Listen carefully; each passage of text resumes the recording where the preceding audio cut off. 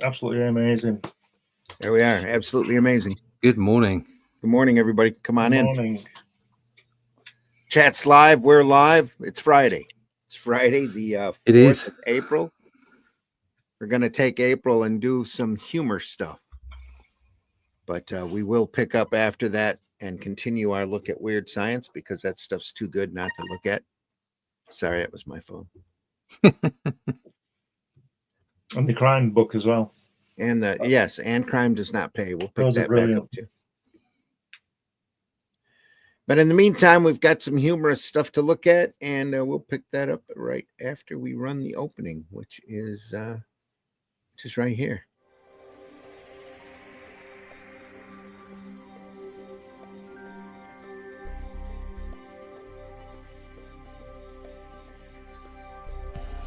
What was that? This is not a charade. We need total concentration. Now, once again, this time with theory.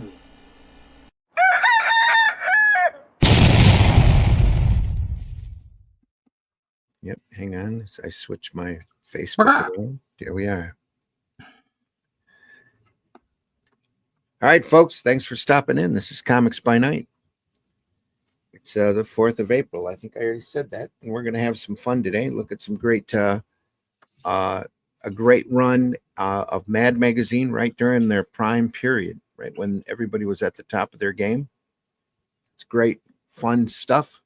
I'm your host, Randy Zimmerman. You can find my work around Arrow Comics. Just check Arrow Comics or check my name over on Amazon or eBay or wherever you feel you'd like to, and you'll see some of my work. Right now, we're happily closing out the campaign for the second volume of The Atlantean. The Atlantean, which comes off of, uses the characters straight from the Shadow Kingdom. Classic, iconic Robert E. Howard tale. First Cull story, first recognized sword and sorcery story. We take the characters from there and run them on their own, Cull and Brule, as they travel the land looking for a race of shape-shifting demon lizard people. Yay. All of the fun that's involved there. And it's been an incredible experience so far. Our current campaign has surpassed our first one, which is we think is a great benchmark and shows you how much we care about the book and how much you guys care about these books as well. We're really, really glad you're along for the ride. We hope you can get into that campaign. It's over on fundmycomic.com. Just look at that. We're on the main page. You can't help but see us. We hope that you can buy in. There's only 18 hours left in the campaign, so please do it quickly. We're going to leave that. Should we announce it? We're going to leave that up there? Yeah, it's going to be up for a week just while we organise print files and what have you. For those people that wonder why the rush to the end of the campaign, it's, as you say, it's that word. It's a benchmark. It's so that we can see the kind of interest that we've got and the kind of support that we have. And there's always going to be stragglers. There's always going to be people that see it late or what have you. So while we're in the process of putting the files together, finishing bits and pieces of production off before it goes to print, we've got a schedule of going to print around the 14th of April. So another 7 days or so on top of this. And it just gives people a chance to jump in. But it really is important that we see that the vast majority of people who are going to support us come in within the campaign dates so that we can have a measure of how the production is going. It's really good to see us beat issue 1 but even though it's by 1 or 2%, it still makes a massive difference to us because growth is really important. Obviously, we have a figure in mind for readership which exceeds those backers, but we also, put it out to retail, and we do get people pick it up on Amazon and what have you. But obviously, we keep more of the money if you do, can't back us on the campaign. Absolutely. So really, really pleased with how everything's going, and really pleased that we beat the first issue. I'm the writer of the volumes, and Russ is the artist. Russ, why don't you go ahead and introduce yourself? Hi, yeah, my name's Russ Leach. I'm the comic book artist from the UK that is on the Atlantean. That's really the thing that's foremost in our minds at the moment. I've got other stuff out there. You can go pick that stuff up. There's some graphic novels for Doctor Who and what have you. You can go find my work on Batman. Most importantly, Only Death Can Save Us. You can go pick those up on Amazon and what have you. But priority right at the moment is the Atlantean series, and we're very close to going to print date with at the Atlantean 2. Thank you everybody who's backed the campaign, everybody who's shared. If you can't afford to jump in, just share us out, repost us, whatever it is. Thank you for doing that. This is one of the final pages being inked right now. Rawr. Big Rawr. Lizard Man. Rawr. So it's all going on, and I was hoping to get people their books by 1st of May. Unfortunately, that's just not going to happen, but it will be in May. So you will receive your books during May. There's absolutely no doubt of that, because we will be going to print in the next 2 weeks. So, And it'll be great. Also joining us this morning, Mr. Glenn Fleming. Glenn, please introduce yourself. Hi, everybody. My name's Glenn Fleming. I'm a writer, artist, and publisher. And I've just had an idea. What I should do is interview Russ and Randy and produce a book that you can put alongside this. Another genius of comics there. don't put us in that level. Don't even. We're not even there. Yeah. A really overrated, much lesser talent, Jack Kirby. This book is about my visits to meet him at his home in California and his gorgeous wife. And there's lots of photographs of me here as a younger man with Jack having lunch and all this kind of stuff. And hair. Not so much, No. but more than now. No, I'm used to that loss. It's been gone for a while. but I'm still tall. You are. There we are. Yeah, I've got this is on Amazon, and Awesome get it from book. me, and thank you, and for New Haven Press and all kinds of things. I've got two. I could take up the whole show showing you stuff. Just a second. Coming soon, 2 years overdue, is this the second Hatch book? Hopefully that'll be. I'll get off my arse and do something with that. It's all about Hatch's adventures in a pyramid. If you go to Fund My Comic, you can get the annotated book about Hatch, which details his sort of life, as it were. Lots of published and unpublished work in it, and just go and check it out. This guy's been around for about 40 years now, so there's lots of stuff to check out. And I also publish things. I used to publish Crikey, the Great British Comics magazine, which is about British comics, all the great stuff that we had in the 60s. And sometimes now I publish Comics Unlimited, which is a 100-page magazine about comics all worldwide and everything, with interviews and articles. I'll get off now. All right. Sorry about that. Not a problem. I'm getting the camera set up anyway, so you don't want to watch all of the jiggling that's been going on behind the scenes. Jiggling. We love a bit of jiggling. Jiggling. Mad Magazine, folks. Now, I actually purchased this one. It's somewhere in my archive. We were just saying to Randy about Botch Casually and the Sumduns Kid. Absolutely brilliant. I thought we would start with issue 136 because it was handy.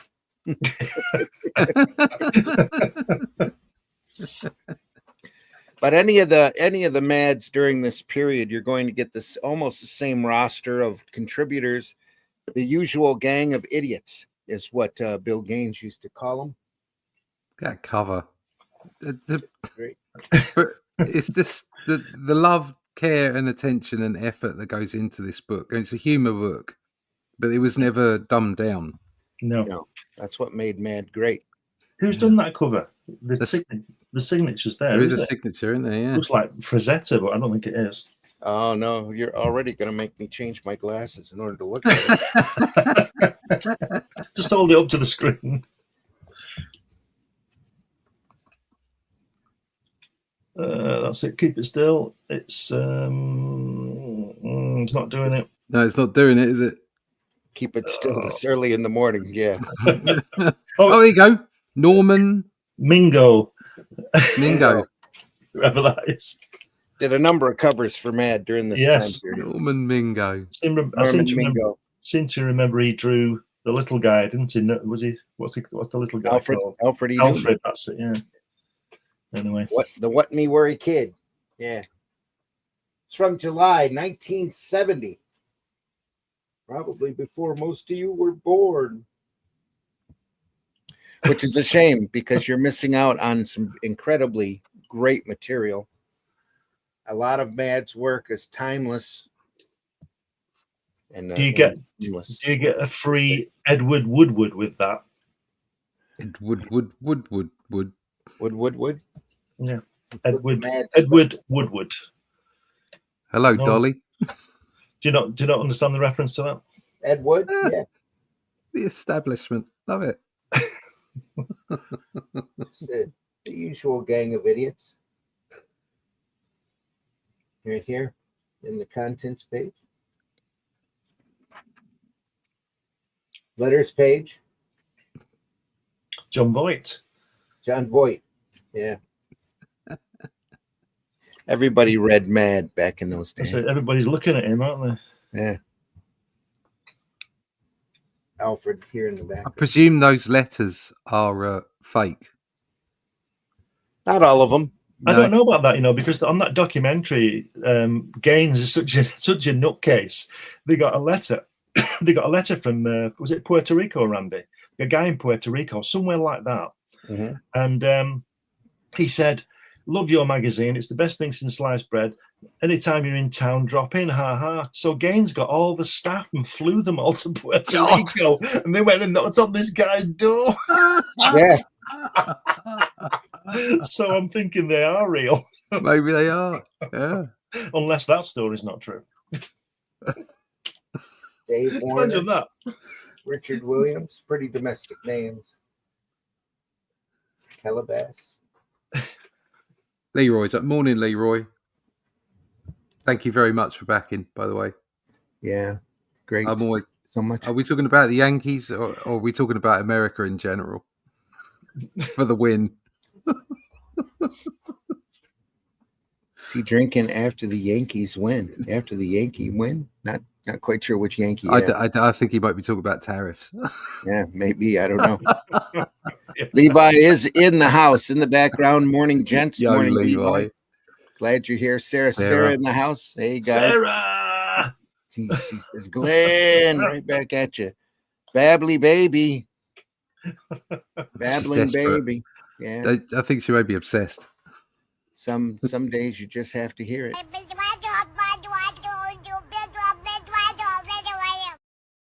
There you go. All for you. Oh, and here's a bell. Don't know if you can take that this early in the morning. Caught my attention at Art on Batman. Wow. I'm not sure how I could have missed that. Rock on Russ. Rock on, Russ. Rock on. Rock on. Exactly. Sarah says, awesome. I have the Mad Magazine board game. Just looked up at it. Used to play it with the fam in the 80s. Yeah. And if I remember correctly, Mad Magazine is what got BKM into comics. Brian K. Morris. Yes. Which totally makes sense with his sense of humor. Rolling on the floor laughing. I thought BKM was like one of those things you did in those dodgy shops. Oh, maybe. I don't know. You were talking about a BM. That takes on a whole different connotation here medically. Sorry, Brian. Levi Krause says the table of contents page is nearly identical to the format they were using when I was buying these in the 80s. Yeah, everything stayed pretty much the same because you didn't want to screw with good sales. So Yeah. crazy to keep the format that long. Yeah. It's working, don't change it. Yeah. If it ain't That's what broke. I always say. Leroy says, where is Russ? Is he drinking after the Yankee win? Yeah. He doesn't need the Yankees to win. There we are. Look at that, just go back. Look at that drawing there on the right for the advert, for the subscription. The way everything's moving because it's off the ground. Mm. Isn't that fantastic? Is that Torres? I think so, yeah. The signature's too small for me to make out without some Don't effort. mess it up. Just keep going.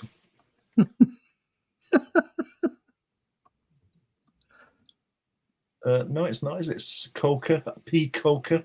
P. Is it? Coker, yeah. Wow. Oh. There you go. Here we are. See, we don't know everything, folks, No, we don't. but we know that it's good. Look at that. Look at that Paul Newman there and that Robert Redford. Look. We know Butch Casually and the Sundance Kid, Yeah. Mort Drucker, I believe. Oh, yeah, it is. Yeah. Yeah. Look at That's the way. incredible. Look at the way Lurch has got his back. That's just like he is in the film, isn't it? On that bottom panel there. You know, Lurch, the guy kicks. It's Lurch, isn't it? The guy who plays Lurch. Mm. The way his back buckles over. Just amazing. Just And you got- beautiful. And on that first page, you've got W.C. Fields there, haven't you? The couch table with the top out. Yeah. That's. Ugh. Redford. And he's even got a Jack Davis boot in. Look. Yep. Yeah. Look at that. Somebody holding a 5 of diamonds. It's just the lettering's just such a disappointment. It is, yeah. Stuck on as well. Well, can't have everything. Can't have Yeah, everything. yeah, you can. Just get a good letterer. He flies people to Puerto Rico for a laugh. Why don't you get a good letterer? The man has a point. Look at that. Isn't that just beautiful, isn't it? Lovely washes. Sarah says, yes, thank you. And the bell as a bonus was ecstatic when you came back from the hospital with touch and go COVID. Ringing that bell again. Woot. Yeah. Thanks, Sarah. Yeah, that's been like 4 years. I try not to think about it anymore.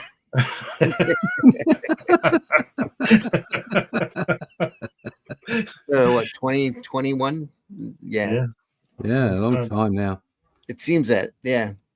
I used to have lots of Mad magazines in my teens, but unfortunately, I don't have them anymore.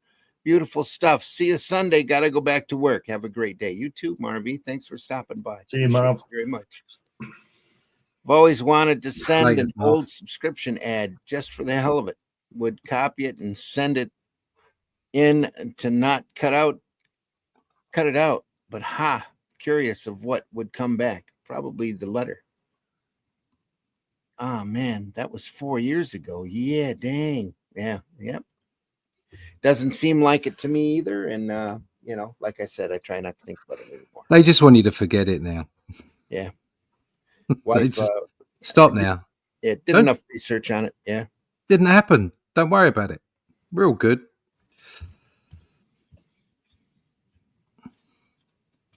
Anyway, here we are.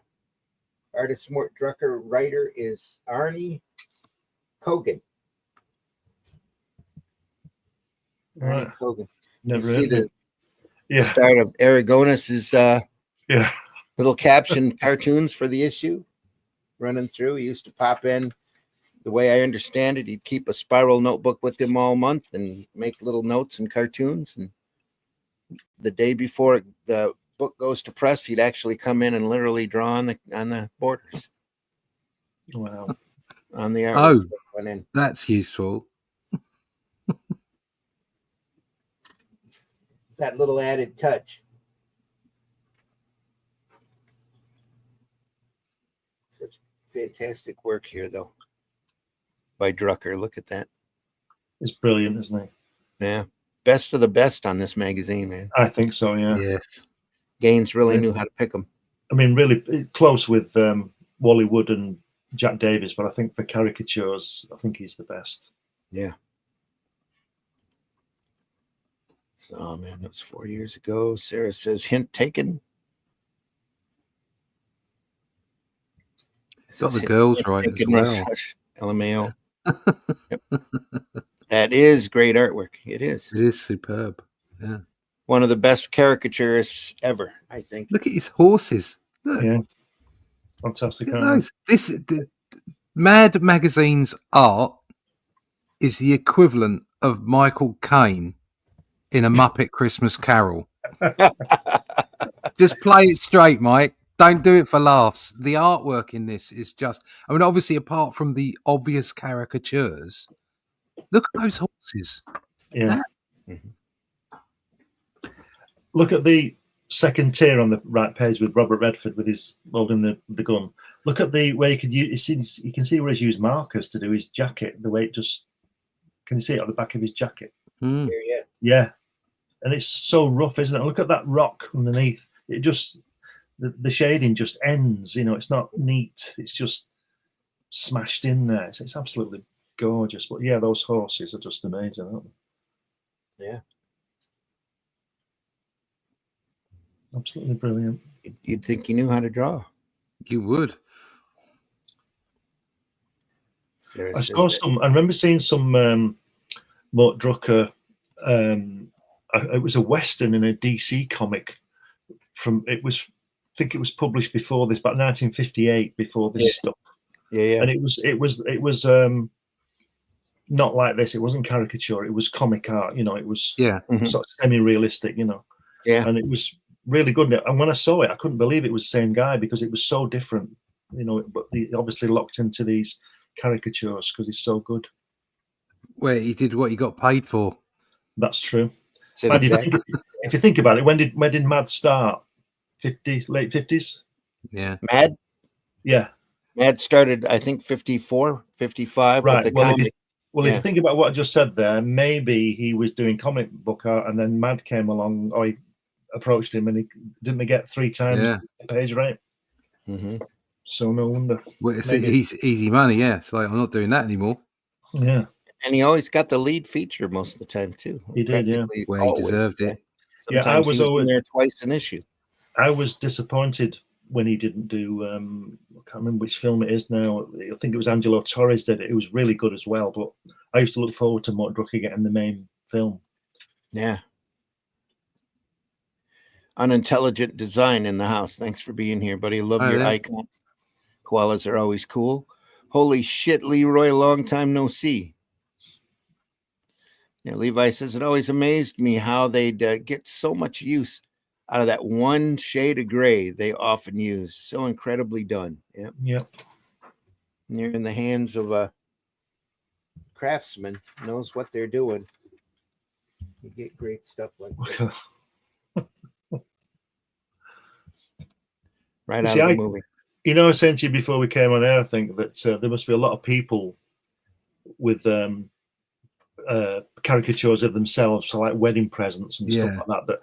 And I can't imagine that people like Robert Redford and Paul Newman, you know, people with, you know, considerable wealth, wouldn't see this and commission something. Yeah. I'd just want to buy the artwork if I was them. Well, Yeah. but Gaines kept all that, didn't he? Did Yeah, he? Oh, I'm right. pretty sure he did. Yeah. Yeah. But yeah, to own this would be fantastic. I've got I can't show it, but a page of Drucker's Godfather stuff with Al Pacino. It just knocks you out. An original? Oh no, I don't have the original. No, I wish I did. Oh. No, God, yeah, I wish I did. no. If I had it, I'd show it, but no, I don't. But this is incredible work. Like I said, right at the peak of their popularity, it was a badge of honor to have your movie parodied in Mad. Yeah, it's like the Muppets, the Yeah. Simpsons now, isn't it? People want to be on the Simpsons, don't they? or indeed the Muppets. Yeah, it was Yeah. the Muppets. And then It was, Simpsons. yeah, that's the way. Yeah, people wanted to be on that. Look at that. It's got what's his face at the back there? The Woody black Allen. guy. The black Richard guy. Pryor. Richard Yeah. Pryor. That's it. Yeah. There's Richard Pryor in there. They Oh, use yeah. who anybody- Who's that guy next to him? I don't know his name, but I That can. looks like Danny Thomas to me. Right. Right. Right there. That kind of looks like Bob Hope. That's Bob Hope, yeah. Yeah. No, that's Don Rickles for sure. And Look. what's his name at the bottom? Woody Allen. Woody Look Allen, at that yeah. panel next to it. Look at Redford sitting with that huge head, but on that Yeah. body. On the right there. Yeah, it's fantastic. That. But look, Look That- at that. Yeah. Look. that oh, panel above Yeah. where they're inside the doorway. Yeah. And like Levi's saying about the grey, Yeah. it's just done so much there. Well, look at the expression. All that outside. Yeah, look at the expression on Paul Newman's face.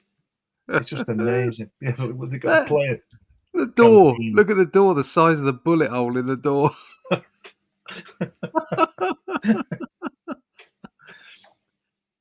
See, this was a forerunner to Viz.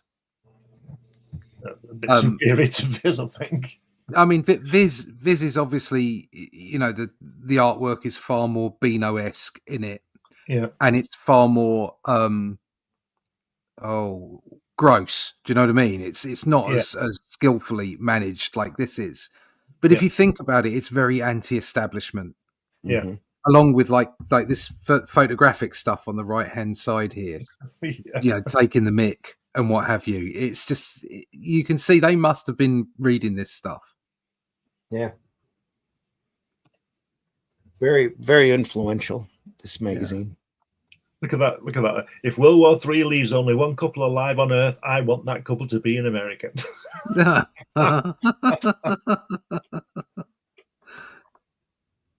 Obviously, the esteemed senator from below the Mason-Dixon line and envisioned a scene like this following the nuclear holocaust. We hate to spoil the honorable senator's American dream, but did it ever occur to him that scene might be more like this? If there is only 2 survivors in the world, World War II left on Earth. Not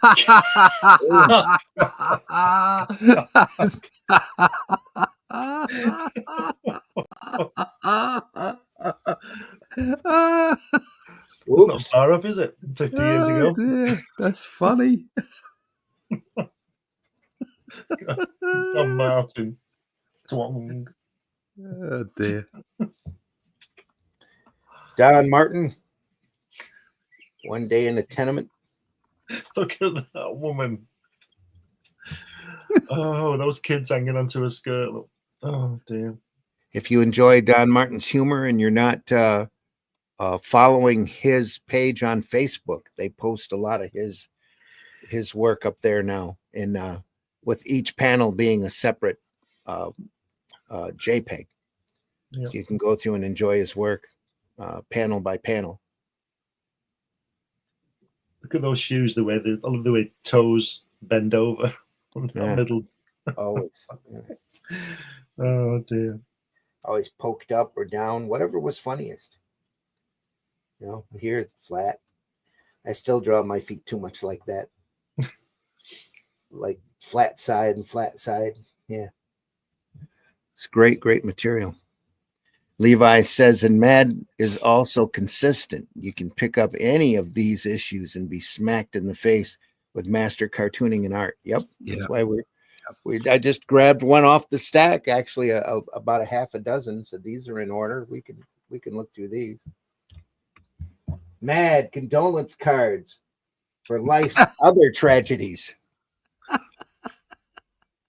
Memory of a departed loved one, sympathy, condolences on your loss. To console you. Real funny poems here. Artist is Bob Clark. Writer on this is Frank Jacobs, both of which worked on Mad for many decades. I'd have to pick one up and read it. And that's in a script that it's going to strain my eyes this early in the morning. I apologize. It says, we're full of grief, we're shedding tears, we're sad and broken-hearted. In mourning for your teenage son, who from you has departed. But though his loss is as hard to bear, one thought should soothe us all. He's finding everlasting peace holed up in Montreal. I won't read anymore. It's just so good.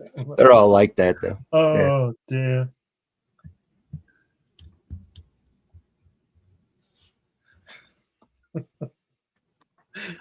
Oh, God. Turn the page, and there is Dave Berg. Yeah. The lighter side of the S word that might get us banned. Yeah. Oh, God. Oh, no. No. Screech.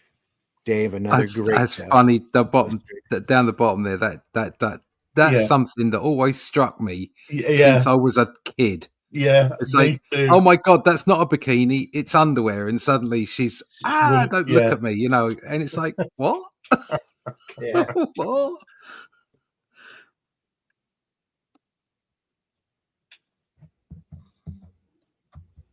Artist and writer David Berg.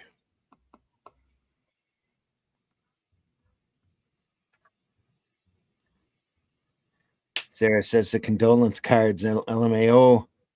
I need those. Spencer's stores before the store ever existed. Epic. Yeah. Great stuff. Another Aragonis cartoon here. Much open space there.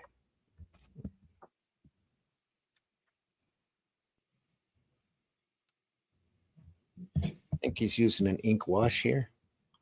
That top left. Yes, I do. Yeah. That top left one as well. That's a good one. Yeah, it is an ink wash. Yeah, I would say. Yeah.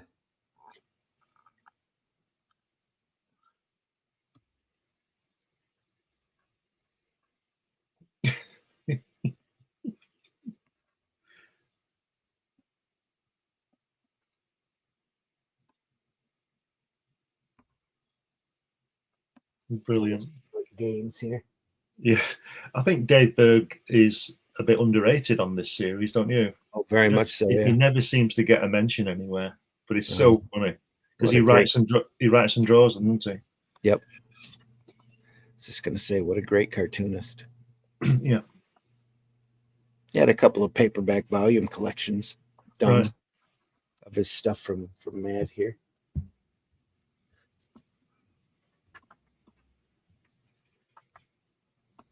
Right after Dave Berg, Spy versus Spy.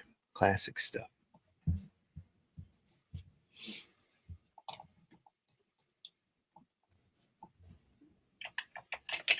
Easily enjoyable from everywhere because nobody had to read it. All I had to do is look at the pictures. Was that any kind of inspiration for Hatch?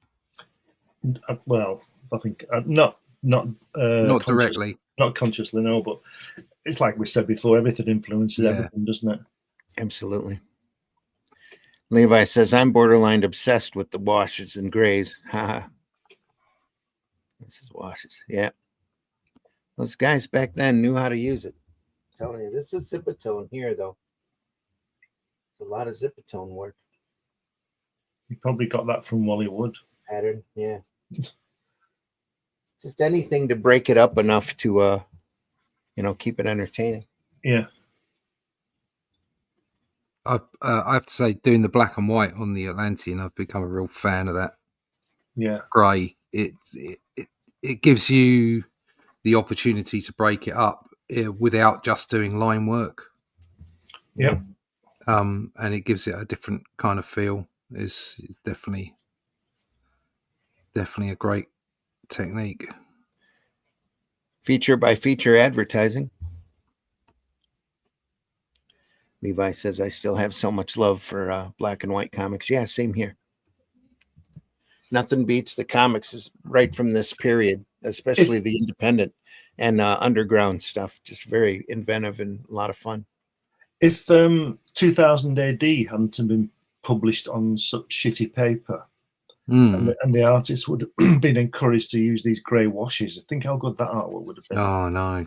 I mean, it was fantastic anyway, wasn't it? But could Yeah. you imagine Bolland doing that kind of thing? I would imagine that would be incredible if he'd done. Yeah, I mean, he did use some tint, didn't he? In places which really did look special, depending on the story. Yeah.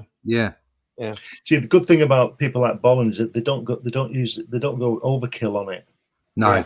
They just use it for something. Just enough. Yeah, it's incredible. Look at that. How long does it take him to draw that? Mad looks at college. Probably about 10 minutes. Oh, yeah. It's Jack Davis knocking it out. Yeah, look at that. 2 pages at least of Davis. Here, writer is Stan Hart.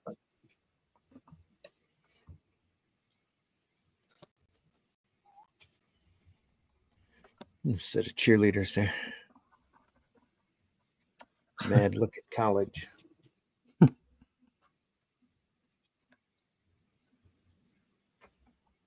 You spend an hour looking at that, couldn't you? Just amazing. I want to know where he starts. The cheerleaders are yelling, "Give him the axe! Give him the axe! The axe!" And the guy here says, "When's the big game?" The other guy goes, "What big game?" They're rehearsing for tomorrow's demonstration. Well, things change. Will they stay the same? So true.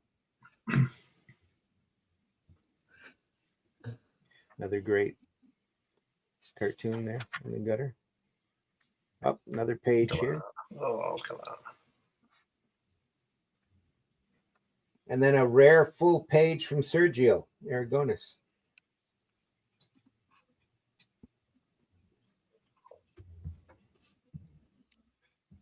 The guy who does the gutters work. They let him do a entire page cartoon here.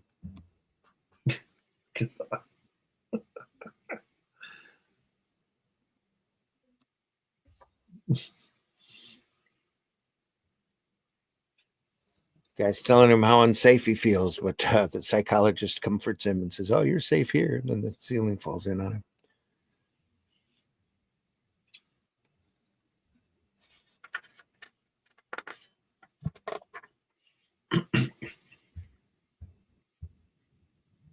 Mad's Vice President of the Year. Oh, here we are. Sorry. Obituaries for traditions, pastimes, and other dying out landmarks of the American way of life. All Alfred here. Clean air dies as nation gasps. Melody in popular music dies. 5-cent cup of coffee. Obituary. Look at that. Reliable Postal Service is dead. Reliable Postal Service died 3 months ago, according to a report received today in the mail.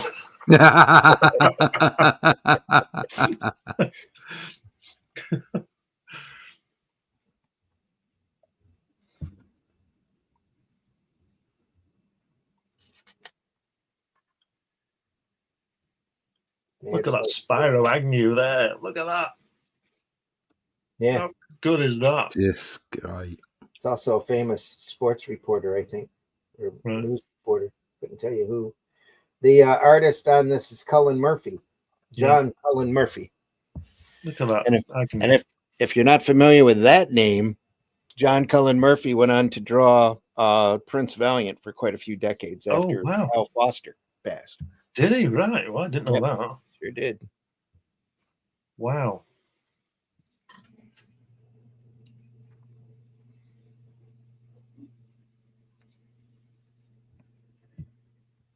And here he is doing a bit for Mad. Gray washes here, looks like. Look at the way he's done his nose dark because he's with a whiskey. Look at that. He's got Agnew down real well. Yeah. Good old Spiro. Look at that car there. How good is that? Yeah. Wow. And that Lincoln bust in the background there. Is it Lincoln? Top left? In the background. The bust in the background. The sculpture in the background. Oh, here. Yeah. Yeah. Yep. It's Lincoln. Wow. Look at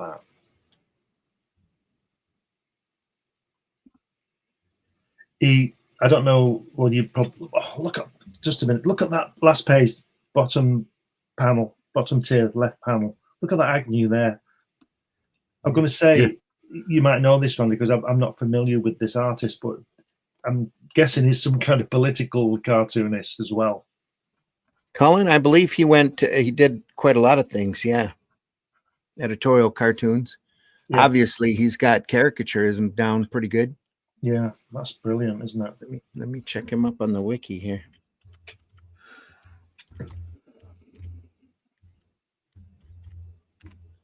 That's kind of a surprise to see him here. But again, it's an example of Gaines using the best of the best, you know? Yeah. He had a wide reach, didn't he? Yeah. Look at that. John Cullen Murphy, born May 3rd, 1919, passed July 2nd, 2004. Oh, wow. Was in the Army, did a lot of magazine illustration work, worked on Big Ben Bolt. Murphy's art often depicted sports subjects. His boxing material unexpectedly led him into the comic strip field, something he had never previously considered. In 1950, writer Elliot Kaplan, brother of cartoonist Al Cap of King Feature Syndicate, asked Murphy to illustrate a boxing comic strip he was planning to write. Murphy accepted his invitation. The resulting daily comic strip Big Ben Bolt was launched in 1950 and ran until 1978. And I've got a book of that too, now that I think about it. Murphy began his collaboration on Prince Valiant, the saga of a young Norse prince who becomes a knight in King Arthur's Round Table at Camelot, with creator Hal Foster in 1970, when Foster decided to lessen his workload at the age of 78.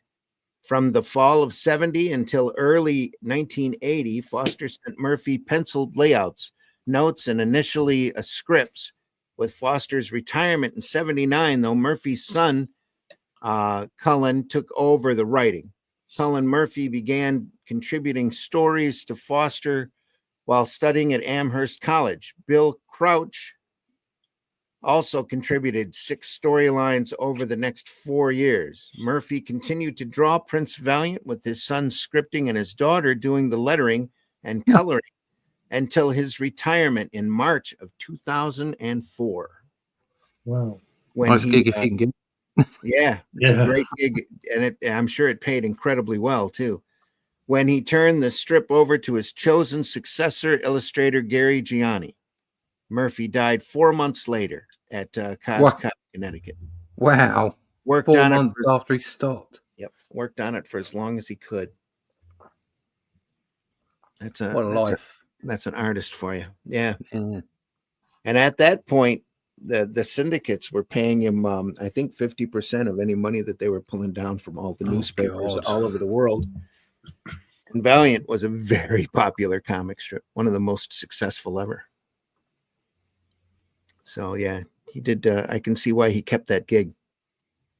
For his work on Big Ben Bolt and Prince Valiant, Murphy was honored with the National Cartoonist Society's Story Comic Strip Award in 1971, and again for Prince Valiant in 74, 76, 78, 84, and 87. He received the L.C. Seeger Award in 1983, probably named after the guy who created Popeye. Seeger just ran a piece. Hi Eisman died just a couple of days ago, and he was doing the comic strip Popeye and Katzenjammer Kids for, I think, a good couple of decades on a regular basis.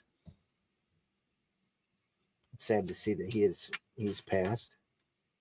There's some more Cullen Murphy work here. Is Agnew's suit black, or is it just very, very dark grey? Because I can't tell. No, it's solid. It's solid black. It's There's just a little bit solid. of notation for the sleeve here. Right. Yeah. Other than that, it's solid. Yeah. Spotted, That's how you pull attention to him. Like, look at this picture here. Yeah.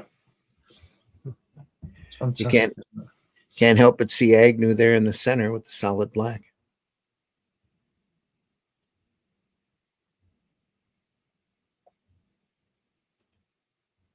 It's wonderful. Oh, there's the Tricky Dicky. I knew he'd make an appearance. Second page, middle tier. Other side, far right. That's a keep going. There he is. Yep. Is that Lyndon at the back of him? Back here, yeah. Right. All the usual suspects. Pretty much. Yep. Levi says, of course, I don't mean to dismiss the writing. Again, unparalleled. Oh, yeah. Sergio loved those as he got paid for writer and artist. That's the way to do it. The full page cartoons, yeah.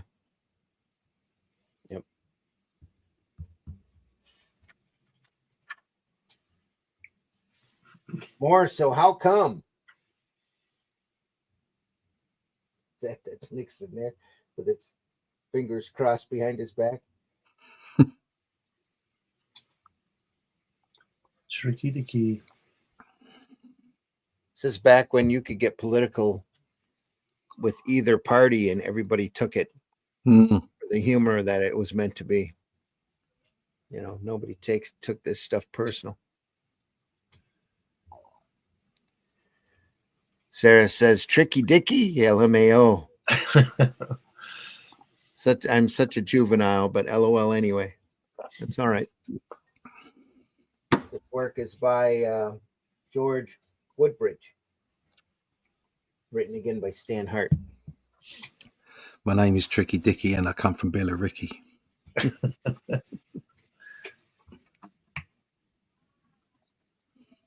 So how come if he grows up, becomes president, and does the same thing, we understand and call it a credibility gap?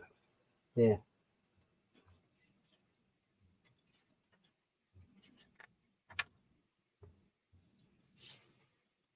More how come. Is that Johnny Carson top right? On the left-hand page. Here? Is that Johnny Carson? Yeah, the other one with the tie. Like Smothers Brothers. Oh, right, okay. I thought it was Johnny Carson from there. I'm probably wrong there too. It's the inheritance. It's controversial areas on regular TV shows are flipped out by network censors. Oh yeah, that's probably Smothers Brothers then. Right. Yeah. That would make sense. Over here, here's Paul Coker again. Very distinctive style. The Mad Sex Education Primer. Uh-oh. Yeah, that's a good one. The third one there. If a member of an ethnic group tells an ethnic joke to members of his ethnic group, he's considered a wit. So how come if a member of a different ethnic group tells the very same joke to the very same group, he's a bigot? Yeah. Some things never change. That's No. right. People just got to be in their bonnet about certain things, and that's the end of it. Yeah. You can't be human.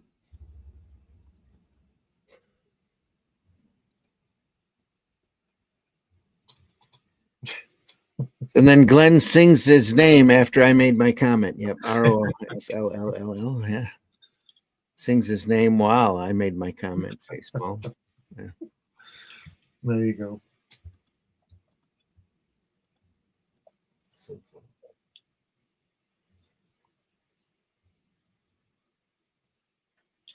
I like the way they give the artist the credit first. Yeah. This is Cy Biet, writer. I'm not sure if that's his real name. Paul there went on to do a lot of stuff for in that style for Mad.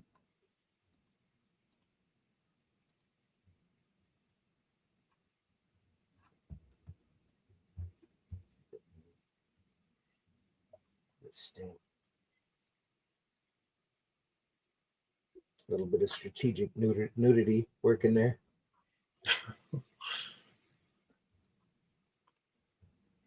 See him from the back, but not the front.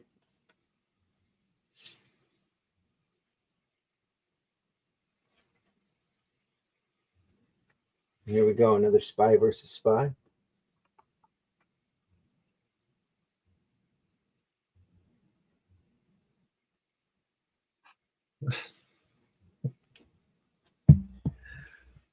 Then a TV show parody of Room 222. The Room 222's. Never seen that one. It's a drama program with based around a school and a school room 222. Right. So it's a pre-Welcome Back Cotter. Oh, very much so. Well, this was more of a drama than a comedy, than like Cotter was. Right. I didn't really watch either, so I've never heard of this one. I saw a bit of this when I was a kid. Travolta was in Welcome Back, Kotter, wasn't he? Yes, he was. This is Angelo Torres here. Yeah. Drucker, but it's Angelo Torres. Yeah. It's lovely work. It's great, isn't it? Karen Valentine. Right there. Yeah. They did seem to not put borders around their work. No. That's true, yeah. I'm not sure. I'd have probably worked, considering I was using ink wash, worked some sort of tape to block the any mishaps. I think that's what they've done. Here. Yeah. Yeah. This is Zipatone here, back here behind this. Right. You reckon it was all on the same board? I think so. I've seen some original artwork, and it might not apply to all of it, but the one it was all done on the board, and Right. that's why I knew that the lettering was stuck on, Right. because some of it was missing. It had that glue and that yellow glue thing and everything. The rubber cement. People. Yeah. I've seen people do like single Or wax. panels, Yeah. and then just scan them in and build the page Right. with the panels. They wouldn't have done that with this. This is way too No. early, Okay. computer-wise, for that kind of work. So it would all be done by hand, probably on illustration board. Wow. Pen, ink, Zipatone, and wash. This here, it looks like it's Zipatone that was laid down, and he ran some white out over top of it. Yeah, the artwork I saw had all the printer's marks on it, and all that registration thing going on, and scribbles on the side, and you could tell it was real.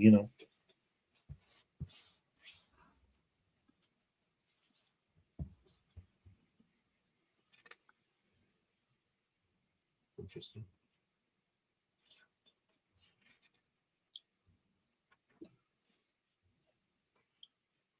This show was 1970, and they were being hip, Yeah. Talking about race relations, and it was an inner city school. They were part of real rougher than usual student classroom.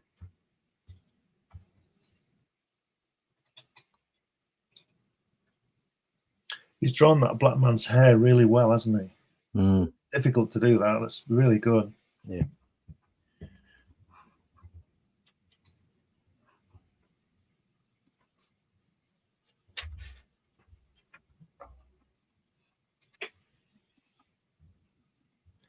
Come on in. Are you there? Do you know?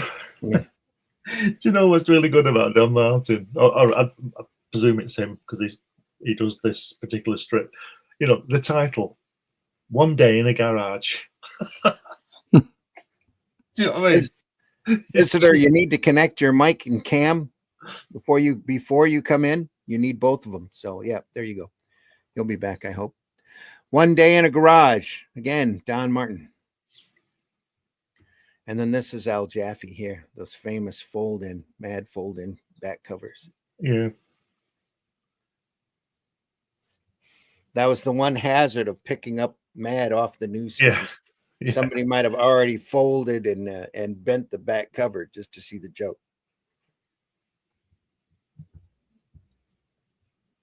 But if you've never seen these before, they were incredibly clever. You match the A arrow with the B arrow, and you got a whole different joke.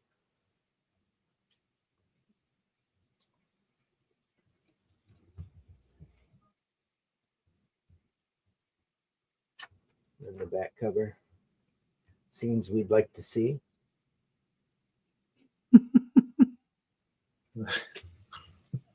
Scenes we'd like to see. Oh dear. Jack Ricard. Frank Jacobs is the writer. Yeah.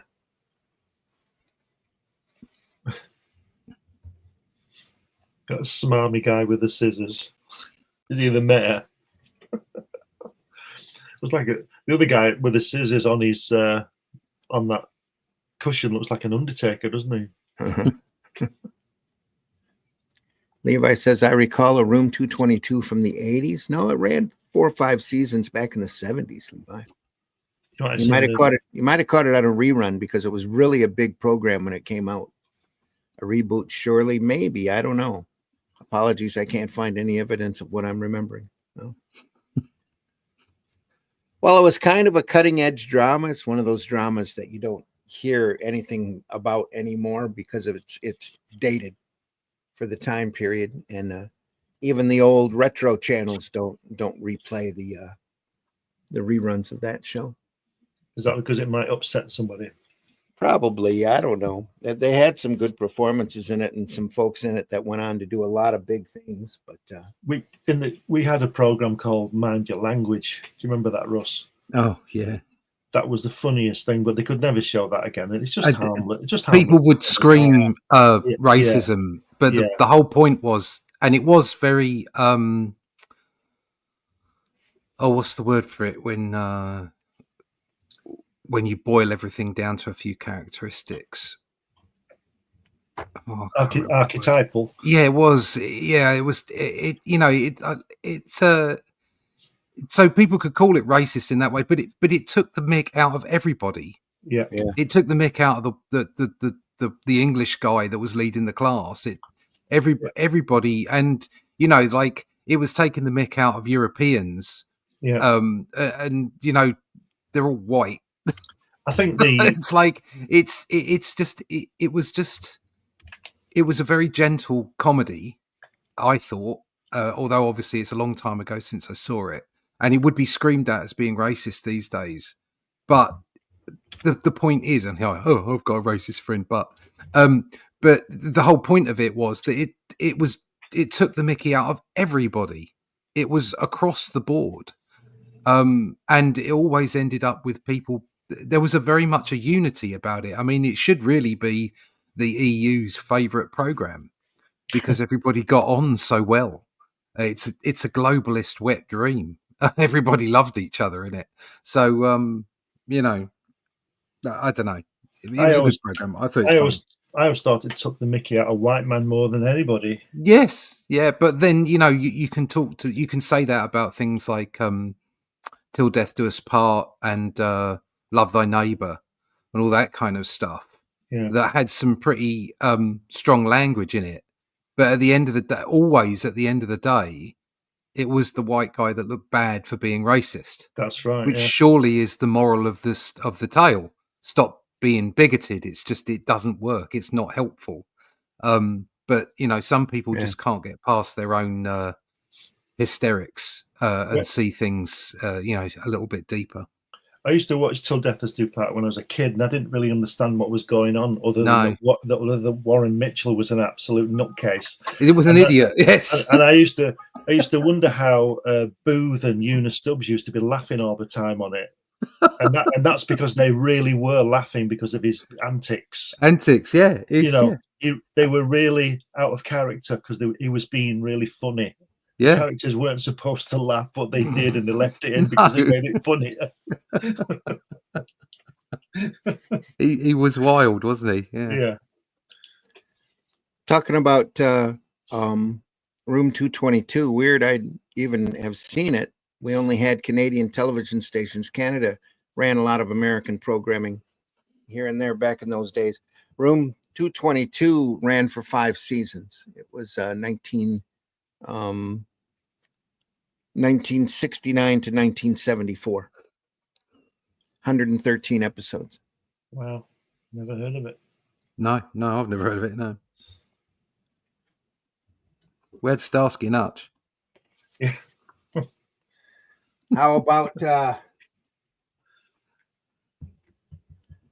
Bob and Carol and Ted and Alice and Alfred?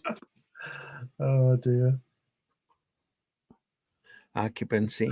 Boob and Carol and Ted and Alice and Alfred. 2 persons is a no-no. Yeah. Robert Culp, I believe. Yeah. Elliot Gould. Yeah. Gould, yeah. Somebody. Yeah. That was a big movie back in the day. Hawks and Doves. Here we go. Private Hawks, Major Doves. Oh no, private dubs, Major Hawks. Look at that. Brilliant. Look at him laughing there. Look at the way he walks. The guy marches everywhere, doesn't he? Fantastic. High stepping. Excuse me just for a second.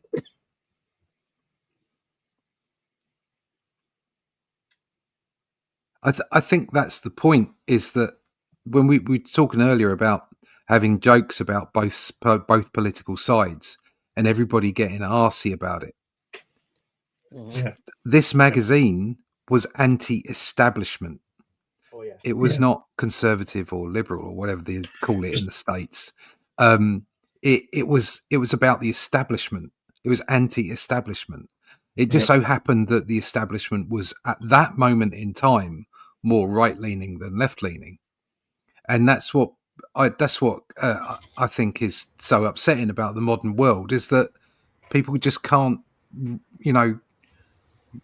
row against the establishment, like, fight the man instead of just agreeing with everything.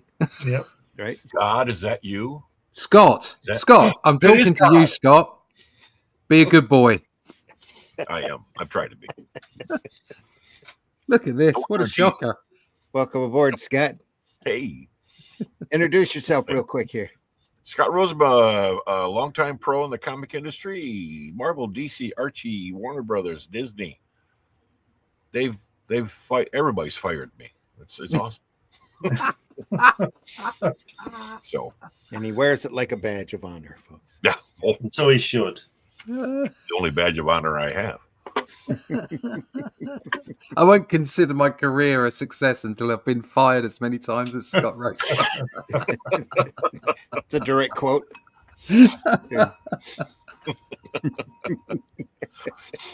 How you doing today? More checks on it. Yeah. Yeah, I love the fact you guys are looking at this Mad Magazine stuff. Boy, there were some awesome things in there. Old mad, best of the best. Look at that. Man. Look at wow. that. Oh, is this a best of collection? No, this is the original. We're looking at issue number 137 Wow. in September of 1970. Wow. Look at that. So that's What what, Brooker again. 55? That's 55 years ago. Wow. Mad Magazine was completely verboten in our grade school. Was it? You got in trouble if the teacher caught you with it. Wow. Yeah. Well, there you go. Yeah, so Probably because of scenes like this. probably. Still all family friendly, folks. Yeah, there's Just- nothing shown there. It's I like okay. the CND, the woman that's looking straight at you on the left, next Yeah. to the guy who looks like David, and she's got a CND badge right over her Yeah. noodle. Where are we awesome. looking can- there? I can't see it. You can be sent to Vietnam, but you can't look at this. Yeah, No, Exactly. Mort Drucker again. Oh, Mort was just awesome. Look at Look at the those composition lines. on this, how it pulls right there. yeah. Yeah. Some of his commercial cartoons he did, like for Time and all that, just phenomenal. The pen work is just cross hatching and line weight. Oh, there's just this Oh, yeah. mad cartooning, as good as it is, it was just a fraction of what he accomplished most of the time with other jobs. It's just amazing.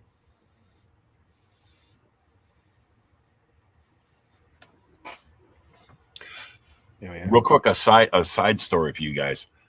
I remember growing up during this period, and there was a contest being held in some sports magazine where the prizes, there's 3 prizes.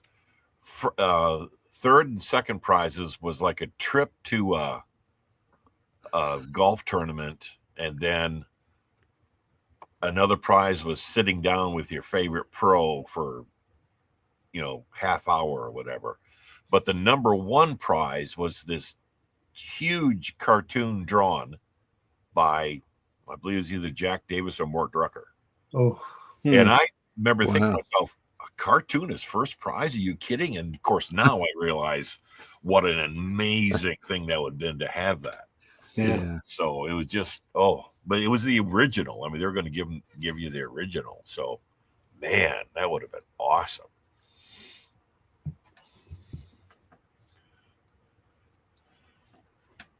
Boob and Colonel and Tad and Alas. And That's Lenny awesome. and Emily and Herbie and Margie and Hal and Judy and Sydney, Yeah, probably. Sydney. Joan and Buzz, Cy and Joan and Buzz and Elaine and Joe and Pat and Dick and Phoebe and Jesse and Sally and Jean. I wonder if and Shirley and Seymour and Teddy and Marty That's awesome. and Carol and Bernie and Cena and Gary and Leslie. Was that Joe Tone? Susan and Tom and Jamie and just keeps going off the page. Yeah. You were saying, Glenn, sorry. I'm going to say this won't be the case, but I just wonder if that Joan and Buzz was a reference to Buzz Aldrin because his wife at the time was called Joan. I just wonder, and this is 1970, so he'd be quite in the news a bit just after Apollo 11. So very possible. It's awesome. Oh, and it continues all the way down here and up here. Jeez, that's great.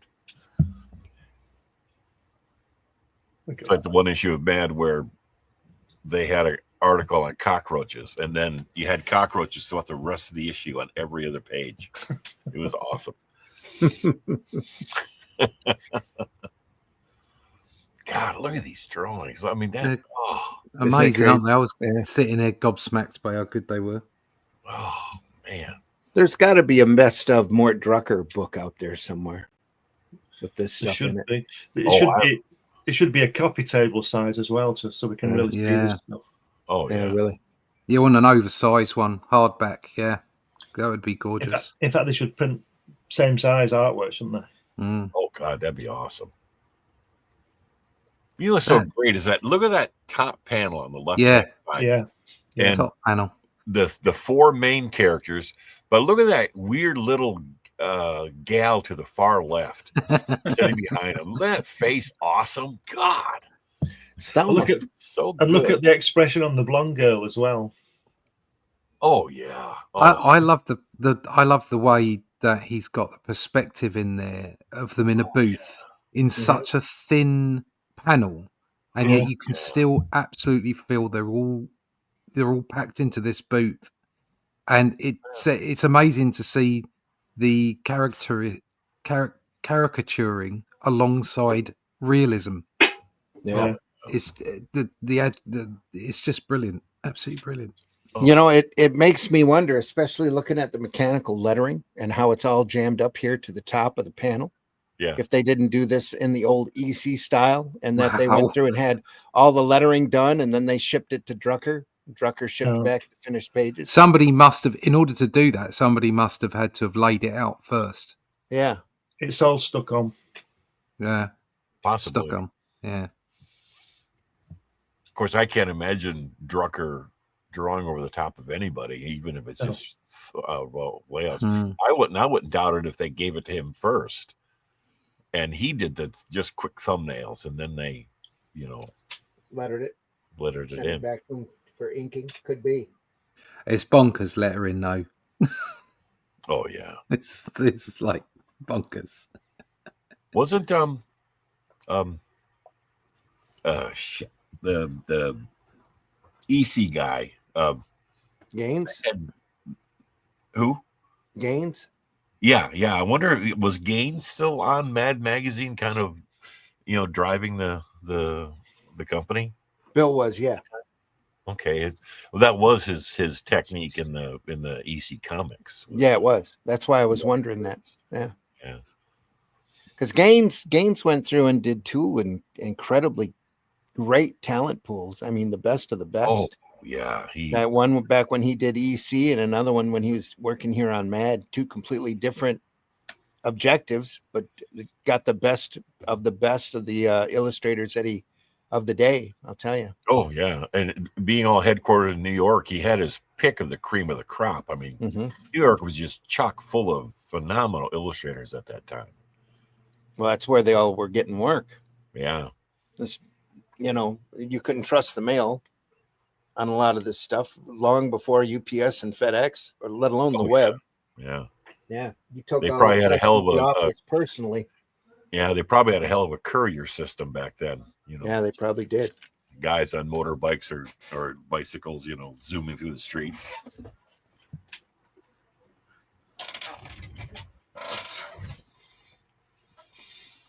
I would imagine the artist took it in and got his check. That too. Yeah. Oh, Glenn. Yes. At some point, I'm going to break down and buy your Kirby book because I think that just sounds like it's a phenomenal thing. It is amazing. But sorry, go on. Go ahead. Well, but before I do that, though, did Kirby tell you, stories about working in New York at that, and during those early days? No, in a word, not really. No. Oh, okay. No. Oh, I'd love to. He told me about the. He told me some stories about that, and they're in it. And he told me about his army stuff, all that kind of stuff. Okay. Boy, that'd be. Did you get a chance to see any of his early work? Did he say? Did he have copies of some of the earlier stuff he did before Marvel? Yeah, and he had artwork on his walls as well. You'll see that in the film. No kidding. There was I think it's a Boys Ranch double page spread that he hand colored. That was on the wall from, I think it was from 1941 or something. Oh, I can't remember now, but it's there. It's in the film. Wouldn't that be great? Oh my God. Yeah.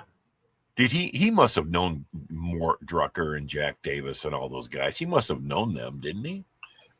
He didn't mention them, but he did mention Steve Ditko and people like that. So yeah, he would know them. Yeah, of course he would. Yeah, I would think. Yeah, it was a pretty close-knit community back then. Yeah, pretty much everybody knew everybody. Yeah, I think he knew a lot of Hollywood stars as well, because there was a photograph of him with James Darren, from the Time Tunnel and all that kind of thing. But it wasn't sort of a what you might call a convention shot. It was obviously somewhere where they were. Do you understand what I mean? It wasn't just, can I have my picture taken with you? But after he moved out to Sherman Oaks, huh? Yeah.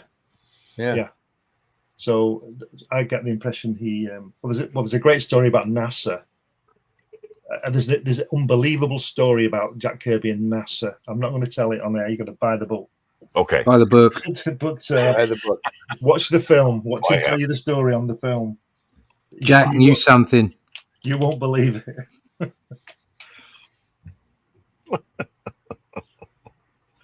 Jack knew about Mars. He did. That's all I'm going to say. Yeah, he did. Cool. Well, there's a cliffhanger if I ever heard one. Great nonviolent guns. Don Martin. God. Bang. Oh. El Bango. That's racist. You can't do that. And then one underneath's in Chinese. Yeah. Oh, he's got to give him a pigtail. Oh my God. El Bango. Oh my God, that's too good. Look at that. Boom. Springing. Oh, yeah, set up a cannon. It's got a picture of someone. That's brilliant. Oh, this is a fever dream, isn't it? Non-violent guns. Straight through his head. Little Bango. It's just so good.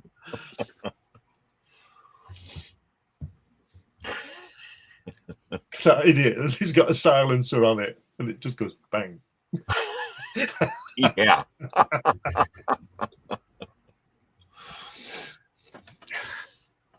Levi says, makes you wonder where all this art is today. Not sure, Levi, and what size they were these drawn. Probably 2 up.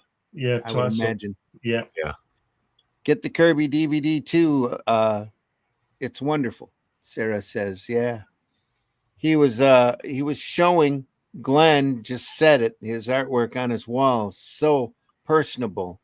My grandpa was an artist, and Kirby reminds me of him, discussing his art very similarly. I couldn't believe his fam. Didn't want it? Didn't Really? want it. Says the walkthrough DVD, man, I would have still have one of my grandpa and can't imagine not having it to watch over the decades. Amazing. Wow. Yeah. She's talking about the film. I offered the film to the Kirby family and they declined. They did? Really? Yep. Wow. I offered to give it them. Wow. Makes me wonder if they just have a huge stockpile of family home movies or something. I would hope they do. Yeah, I would Yeah. think if they don't, I can't imagine But- why they would turn down something like that. But I'd want everything I could get. Oh my God, yeah. I know I think it's his son watches over the estate. Yeah, Neil. Yeah, Yeah. How many kids did Kirby have? 4, 4? 3. Because Neil, Susan, another one, and Lisa was the last one. I think she was born in 1960. I think Lisa. Wow. I think it was 4. Neil, Susan. He should be 64, 65. Yeah. Yeah. Randy, what does that bottom strip say? The 4. Here? Yeah. It says, "I'm sorry, it has to end like this, Arthur." And Click. then, Is he shaking? Is she shaking the gun in that third panel? yeah, I think so. And what's that? Something comes out of his pocket. And what's it say?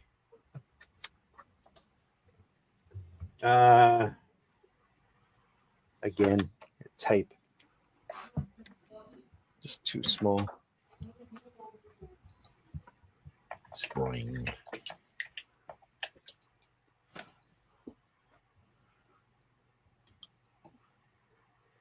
Oh, funny. She's trying to shoot him. Yeah.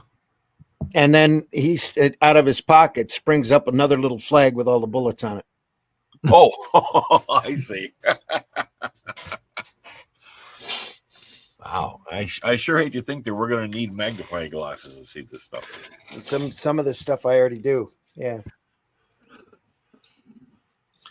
Yeah, that's right. He's got 4 children, Kirby: Susan, Neil, Barbara, and Lisa. Okay. Gotcha. TV scenes we'd like to see.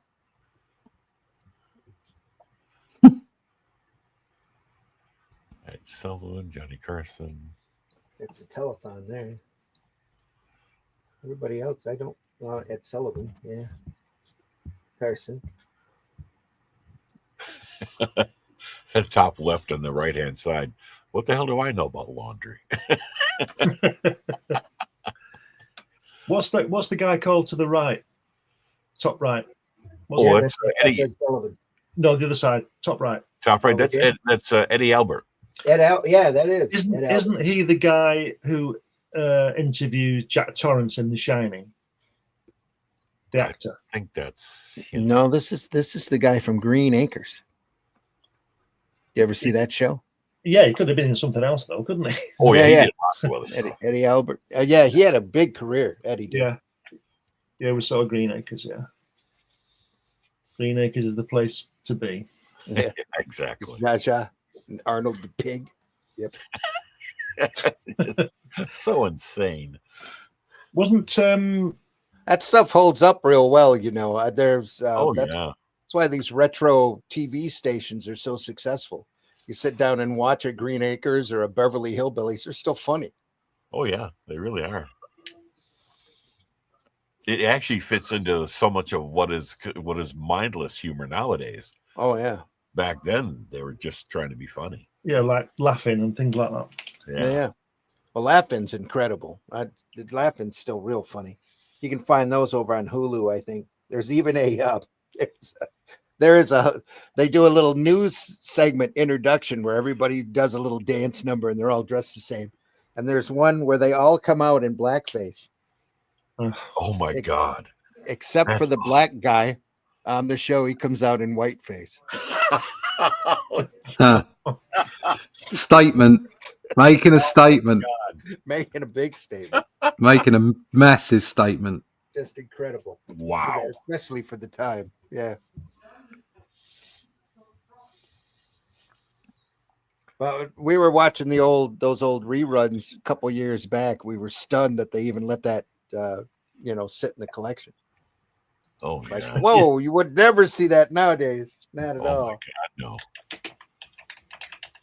Well, they were willing to satirize something, right down to the core. So Oh yeah, and they sure did. But that's back when everybody had a sense of humor too. So that's Yeah. true. That's true. Dave Berg again, lighter side of summer resorts. Oh yeah, Dave Berg. Oh my God. The ever-present dad with the pipe. That's just he was almost at everything. Yep. He must be really intelligent because he's got a pipe. Right. Yeah, exactly. I always thought that's what he looked like, That's a sure sign. Dave Berg. What was the name of that actor again that you said was in that I thought was in The Shining? Eddie Albert. Eddie Albert. Yeah. Right. Let me just You're looking him up. Yeah. The guy I'm thinking of is called Barry Nelson. Okay. Oh yeah. They're Okay. very similar, aren't they? Yeah. I always remember Dave Berg as he did this one cartoon that stuck with me for some reason or another in an issue of Mad, and it was a family driving in their car, and they're talking about overpopulation and how it's going to, it's getting out of control, and what are we going to do? And the final panel is the one of the people in the car, and this is of course the dad with the pipe and the wife and kids, and the camera the view pulls out so that the dad or whatever, one of the people in the car is saying, where are we going to put all these extra people? And there shows them driving through this huge desert, on and on and on. It goes on. Yeah. Yeah. I remember thinking, that's a good point. That's a good point. 12-year-old me, I was impressed to no end. But I remember that always stuck with me. It was something about Dave Berg stuff. Yeah. Sarah says, yes, Glenn offered and they turned it down. I don't know what their relation to him was to not know, but it's great that Glenn put it out there after offering it to them. Let us see it and enjoy it. Yeah. The relation to him to not want, I don't know. Yeah.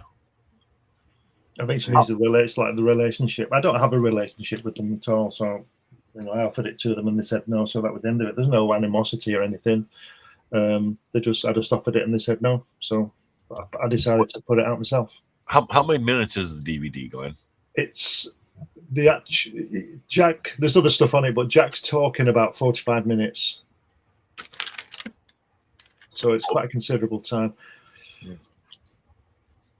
Oh, so the DVD itself is how long? You said 5 minutes? It's no. There's 45 minutes. 45 minutes. Okay. Yeah, talking to Jack in his studio. Then there's it was shown at a local theatre a few years ago to an audience, and then we had a Q&A after that, and that's on the DVD as well.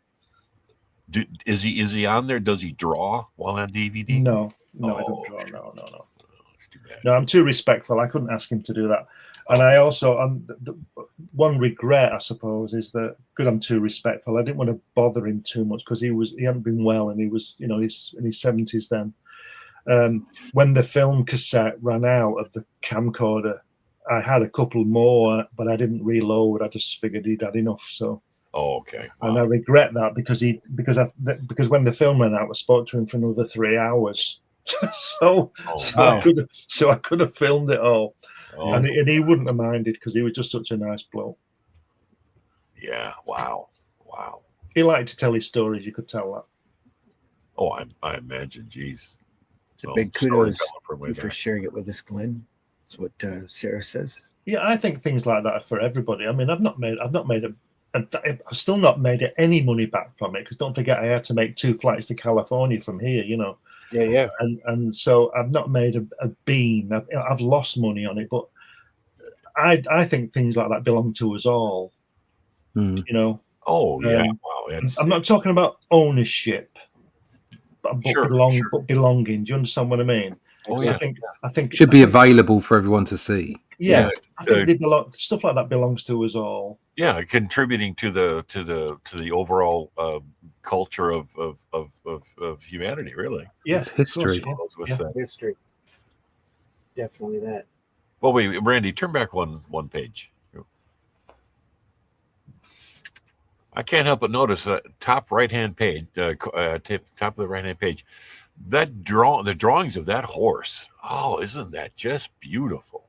Great wash on it, isn't it? Oh Mm. yeah, Russ, you must really appreciate that, considering the work you do to put horses in the culture. Horses are a nightmare. Oh It yeah, doesn't. It they doesn't are. matter. Even you get used to drawing them, and they're still a nightmare. Oh, It's so easy. oh, It is so easy to make them look monstrous. they're yeah. beautiful creatures, but hard They as are. hell to Yeah. draw. That's probably why they're so tricky, because they are such beautiful creatures, beautiful Oh, yeah. lines. Yeah, But man, oh man, yeah. I mean, that's impressive. Yeah, we were looking at some earlier, and there was some. They had there was a parody of Butch Cassidy and the Sundance Kid, oh and yeah, wow. the characterization was great, but just these horses and the backgrounds, everything was just so perfectly done, beautiful. Yeah. Oh yeah. Mordred had a lot of experience drawing Western comics too. The standard of artwork is Those something horses. else I said earlier. Is it was never dumbed down. No. The standard was just fantastic. Oh gotcha. If you look at the left hand page, third tier, is that Bill Gaines? Here, yes. Yeah. Oh yeah, it is. I'm sure that is. And is that the other guy? Was he called Friedman or something? He's in the credits at the beginning. Oh yeah, yeah. I'm sure that's Gaines. Yeah, Yeah, he was a hairy beast. Oh my. he was. Yeah. Here he says you can't go into the pool without a bathing cap because I don't know. It's my thing. It says, "Oh yeah." At the end, it says, "What about them?" And the guy goes, "Well, they're not girls."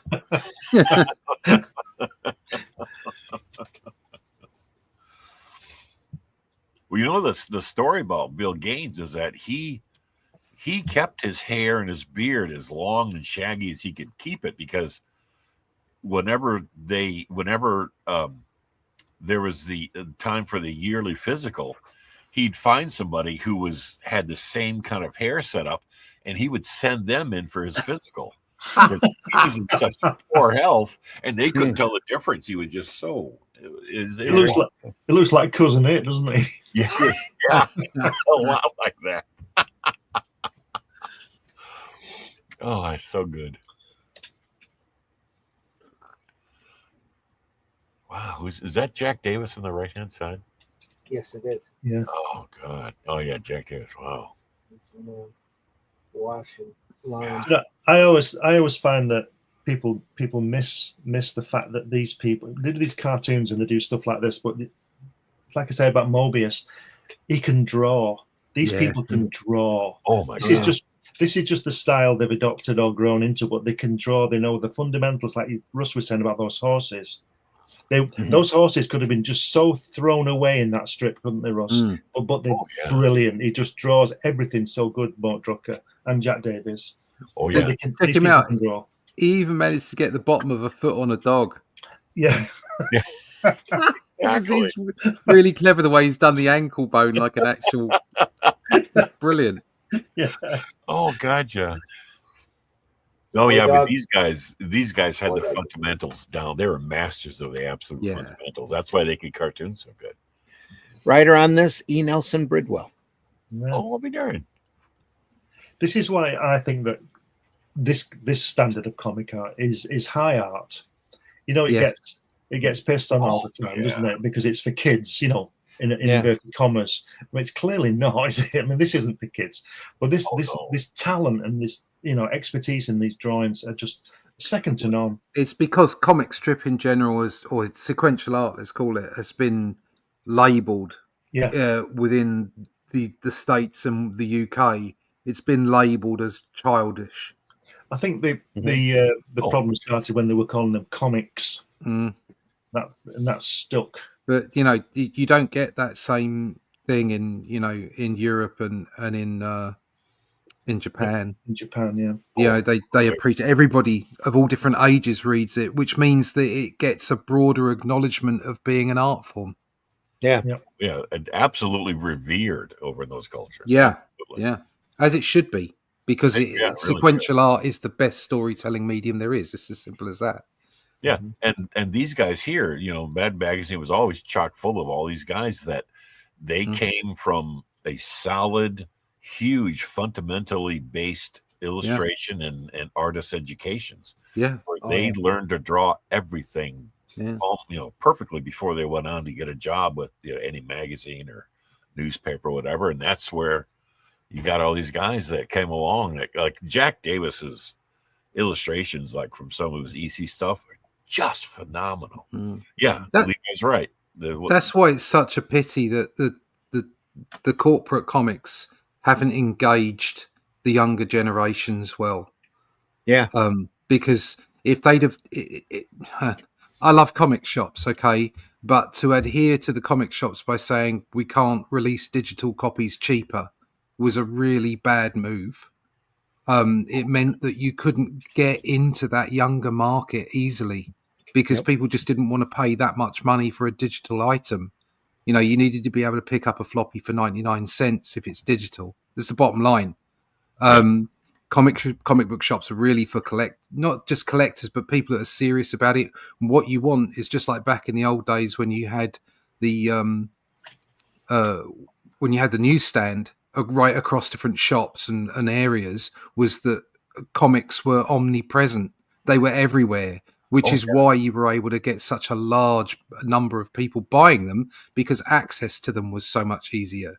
And so that meant that, comic shops can still survive on their $5-6 floppies because people want physical books. But in order to make it across the board, omnipresent for many more people to take them in, you needed to have a cheaper price point on a digital platform.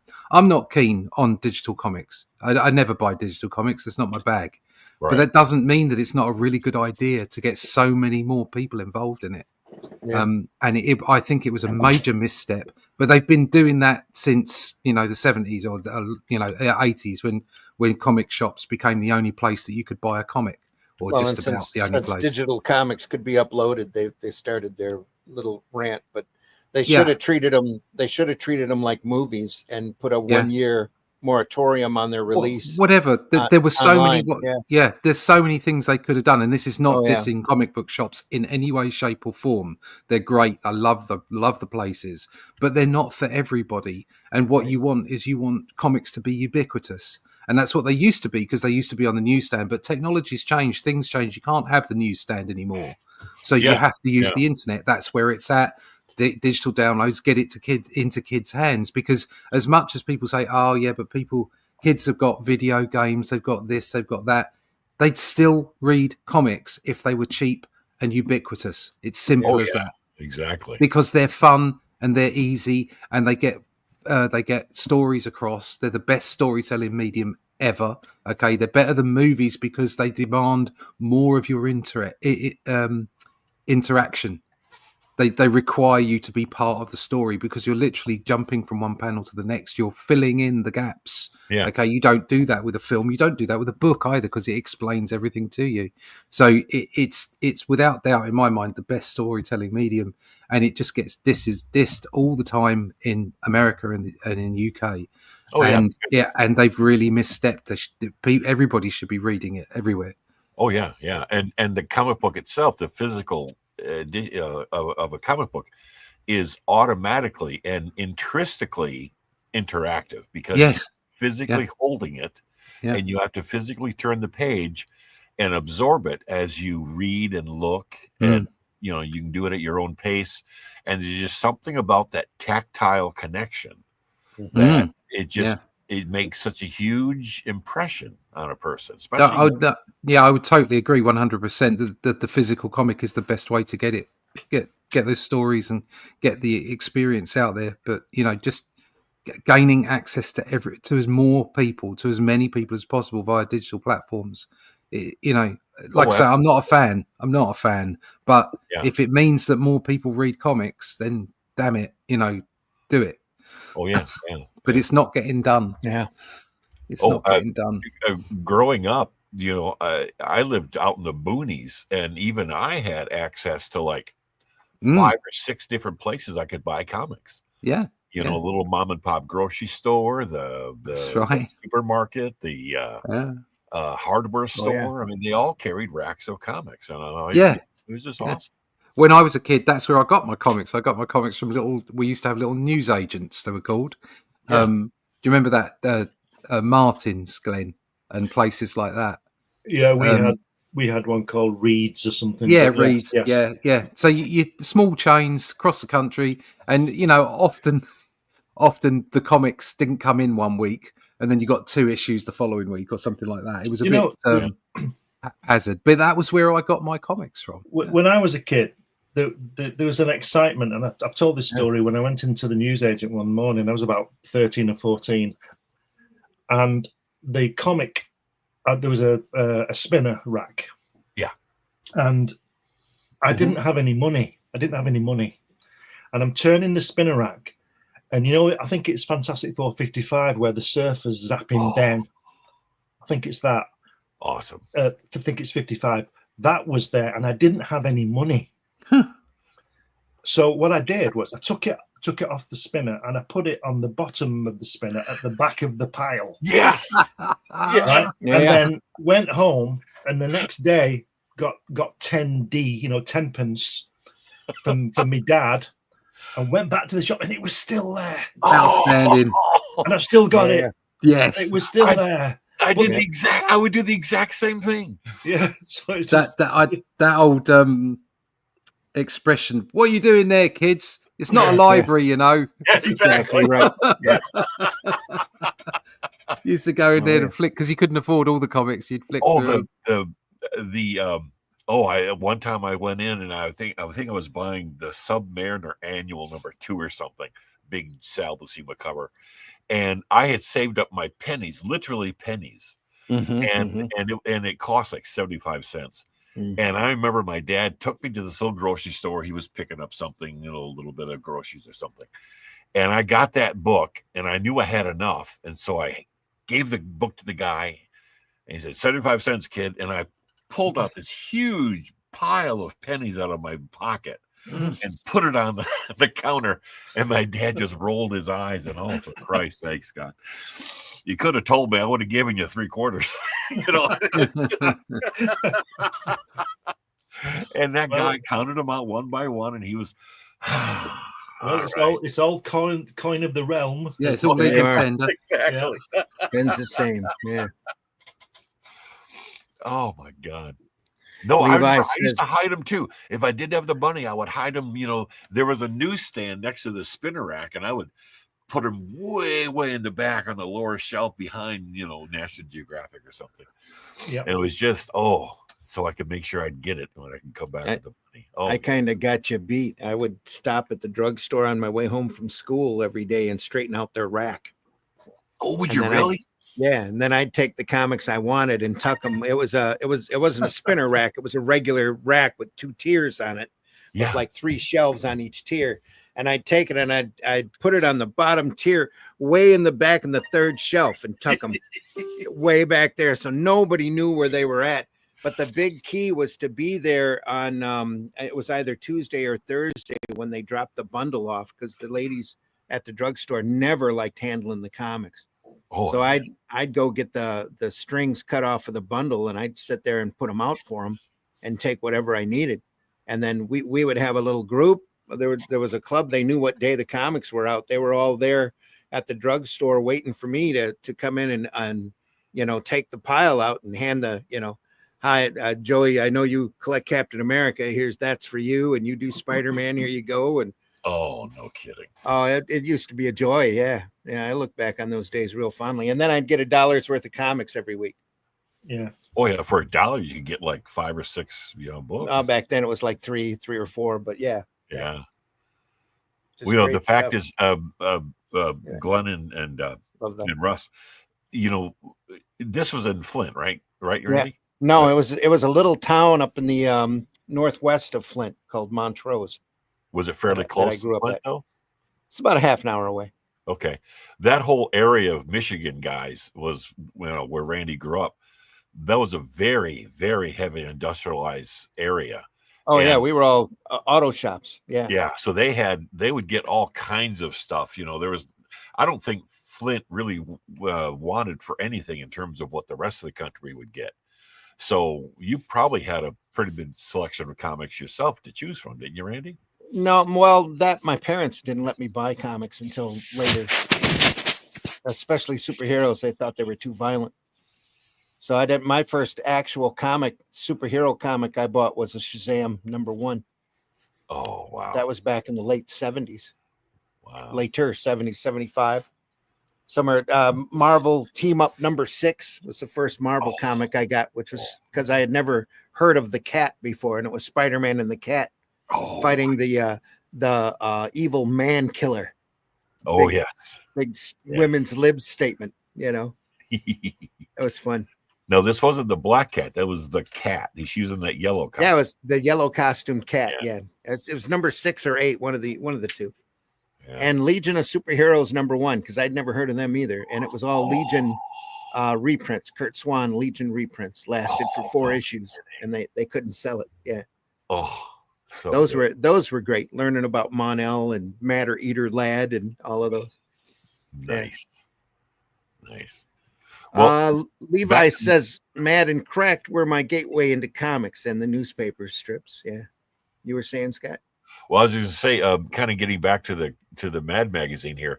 These 2 pages is awesome with the expressions on the different dogs and the people. I mean, it's just loving the over exaggeration here as he goes to bite this guy's ass. Yeah. The right hand page, upper right hand corner. Crazy stuff. Look at that dog on its hind legs backing up from that guy pointing at him. Oh, yeah. Man, look at that structure. They're like animated drawings, animation drawings. Very much so, yeah. Oh, yeah. A lot of movement. Sarah says, I found it fulfilling to get and donate children's and YA comics to my therapy office building, giving it to the therapist to read, approve, and either put it in the waiting room or given to them while they're going through who knows what for them to be there to begin with. Yeah. Oh, wow. Levi says the Mad paperbacks. Oh, yeah. Always great stuff. Sarah says with our local comic shop location business card inside of it, a win-win for both. There we are. Yep. Nice. It's so great to do while they really don't see it anywhere other than our teensy local comic shop. It's not at all to toot my own horn, merely a reminder when listening to how difficult it really is to get comics in their hands anywhere else in my surrounding area, and maybe brighten a rough day. Oh, yeah. Oh, very good. Tack Good for you, Sarah. Jones, thanks for being here. Says, I love those old Mad magazines. Read a ton of them when I was a kid. This brings back a lot of memories. That's why we do this show. And I really appreciate you stopping by. We cover all sorts of different comics and illustrate sequential artwork. A mad peek behind the scenes of home services. Paul Coker again, writer on this is Stan Hart. Oh, is that Paul Coker? Yeah. Oh, yeah. Paul Coker Jr. He did some phenomenal production work on some of those Christmas animated specials that we've seen here. Oh, he's got a real Rankin Bass style to his work. Oh, That's yeah. got to be it. Yeah, Very much. That's awesome. I You didn't guys look ever him see up. that But I'm over sure there? you're right. Russ and Glenn, you guys ever see some of those? Old Rankin Christmas and Bass specials? Christmas specials. Yeah, Frosty the Snowman. I don't remember. No. Okay. Don't come to mind. Yeah, you're right, Scott. It's really in that style right there. Very much. Very Oh, much yeah. so. It's awesome. You can probably find them on talking about- YouTube. Just look up Rankin Bass Christmas specials. They'll pop up. I think I know what you're talking about. If I'm looking at the style, Yeah. Yeah. Frosty the Yeah. Snowman, and Yes. Yeah. Okay. Yeah, Yeah. I know what you're talking about. That's probably But, the yeah, biggest very one. simple stuff. Yep. yeah, Paul was hired by Rankin Bass, I think, to do design work and to It's you know, really obvious now lay that you out some of mention it. those things. Yeah. Great stuff. That's awesome. God, reminds me a little bit of that Levi Tiger. says that's a good call. Rankin and Bass. Wow. Yeah, Tiger. the comic strip Tiger. Yeah, that was one of my favorites. You didn't see it very often, but Yeah. Okay. Yeah. A little kid Tiger. Yeah. yeah. I know who you're talking about. We had a full comic called Tiger. It had war stories in it and stuff like that. Oh, no kidding. Back in This the was like a 60s. Dennis the Menace type strip. Yes. Sports cars we'd like to see. Oh, it's Basil Wolverton in this. Yeah, Oh my look at God. that. Basil. Wow. Basil. Wow. Is it Basil or is it Basil?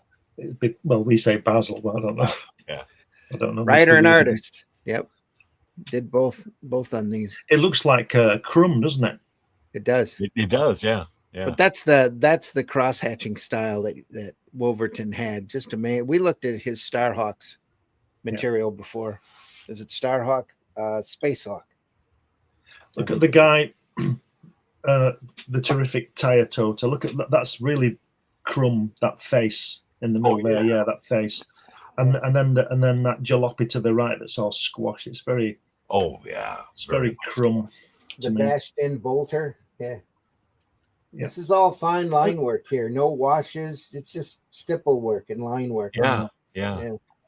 Just expertly done. Line and texture work. God, those guys were how dedicated is that? Wasn't that John Cleese's character in Fawlty Towers? Yeah, Basil Fawlty. Basil. Yeah, okay. Right. I thought I recognized. Trying to place that name. Okay. Basil Rathbone. Yeah. Yeah. I played Sherlock Holmes. Yeah. The lofty lurcher. Oh my God. Stoker Stencher. The dentless dasher. Oh my God. That is so good. It reminds me. Spinner. There was a book I didn't buy it. I can't find it. About 15 years ago. Do you guys know what a Zimmer frame is? No. It's a little, you see people, elderly people or people can't walk so well, they have like a little frame and they move it and then walk into it and then move it and walk into it. That's a walker. That's what they call it here. Yeah. Right. Well, there was somebody produced a book and did these illustrations, and it was Zimmer frames through the ages.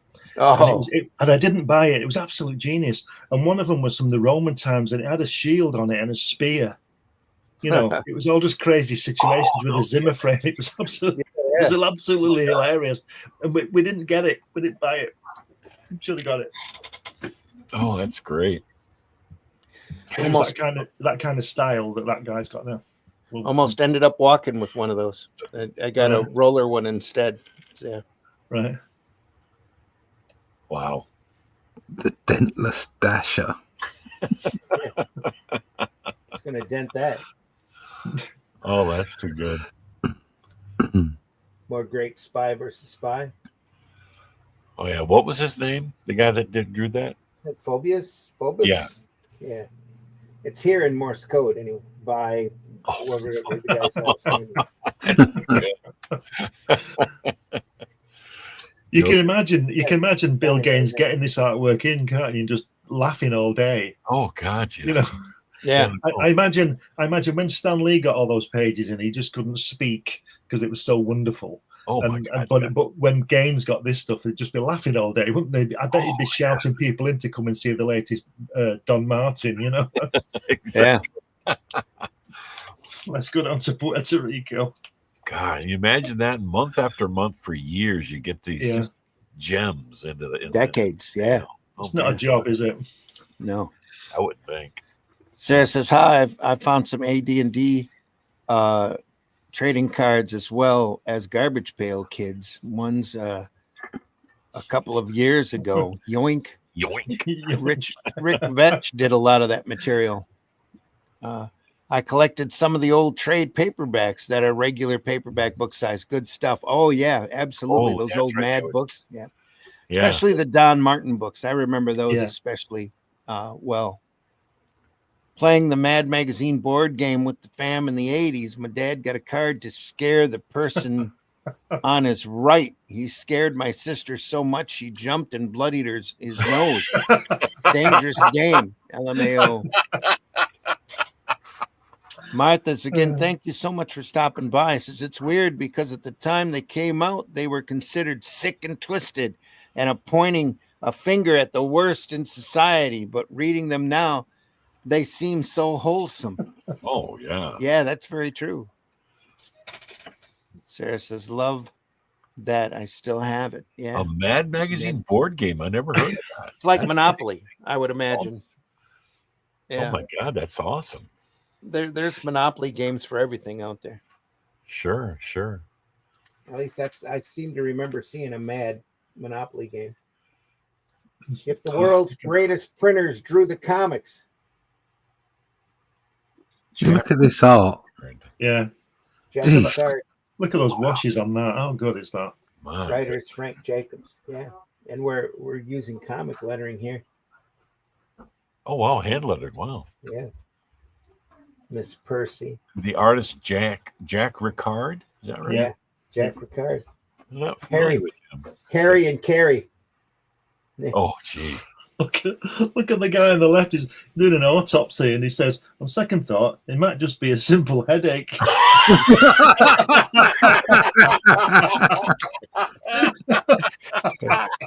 Jesus. Oh, that's too good. Oh, my God. Oh, dear. Prissy Percy by Gainsborough. Oh, my God. Oh, that's too good.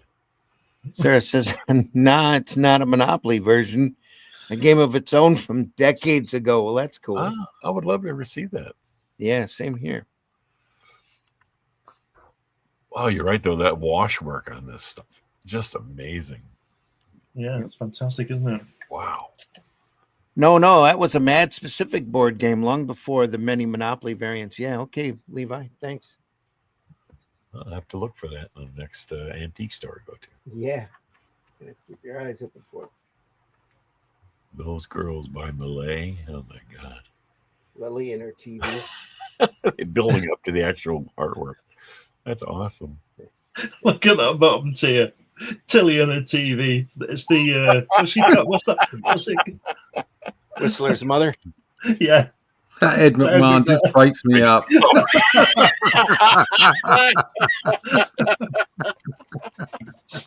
No expression change whatsoever. Oh, my God. Probably same illustration. No, it would, same illustration. Hi, Dave. Oh, Dave's look in the house. Look at We're that. about to finish, Dave. Hey, Dave. Yeah. Yeah, in fact, we're about to run over. So, yeah, thanks for joining us. Hi there. Yeah. So we got through 1.5 issues. Yeah, just a few more pages to go. Not very many. Okay. We can zoom through this. Another spy versus spy. God.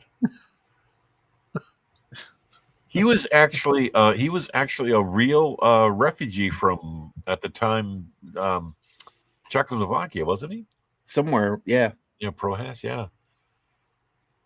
He actually was threatened with deportation or something at one point. Look at that Yeah. lumberjack there. It looks like a real Monty Python lumberjack, doesn't it?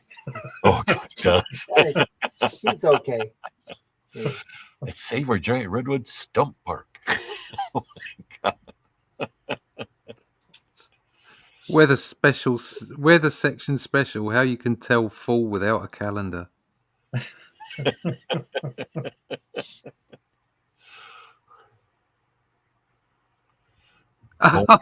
Duplicate every home project. Duplicate every variety of home flower still growing in New York State in a 1x3 inch window. That's brilliant. Exclusive pictures taken in January when the debris-ridden Hudson River caught fire and burned to the bottom. Let's save our giant redwood stump park. That's Oh, brilliant. my God. Oh, That guy standing there. oh, that's too good. Wow. Okay, I gathered my guts and climbed Mount McKinley. It's a mighty small mount there. Yeah, Oh, that's too good. that's nice. And the thing about it is, all these things, if we were to read all of this text in there, it's probably all hilarious because they just Yeah, Yeah, I'm well sure written. it is. Yeah, Well written. And it's also like look at all these illustrations. Oh yeah. Just Yeah. the occasional illustration. It's amazing.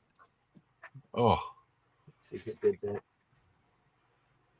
Woodbridge, George Woodbridge again. oh, Woodbridge. Okay, yeah, Dick D. Bartillo he was or great. Bartolio did the writing.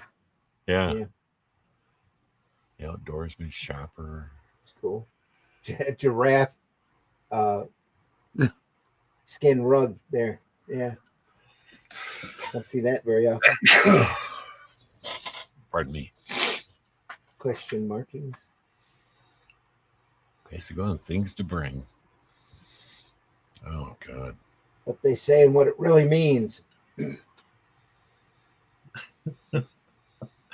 That's the center one. The middle one's good. I paint what I see. I haven't the talent to paint realistically. Yeah. Oh man, that's It's a good one. zing. Bob Clark. George Yeah. Hart, writer. I love the fact they credit the artist first before the writer. There's something nice about Yeah, I mentioned that Yeah. before. Yeah, Yeah. It's nice to see, isn't it? Yeah. There's some more. Look at that.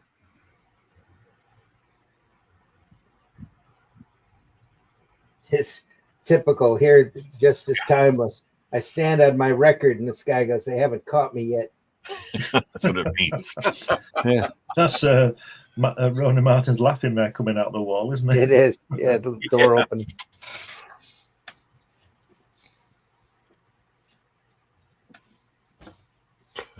Yeah. Who is the producer that did Laugh In? Oh, I couldn't tell you. Oh Don't know. God, remember his name? I don't either. Make a sick be empty. Said Oh. Dave's in the house. Levi says, "Just genius, month after month, unmatched." Oh yeah. Oh yeah. Went over to look at it for when you search it from Parker Brothers, the Mad Magazine board game.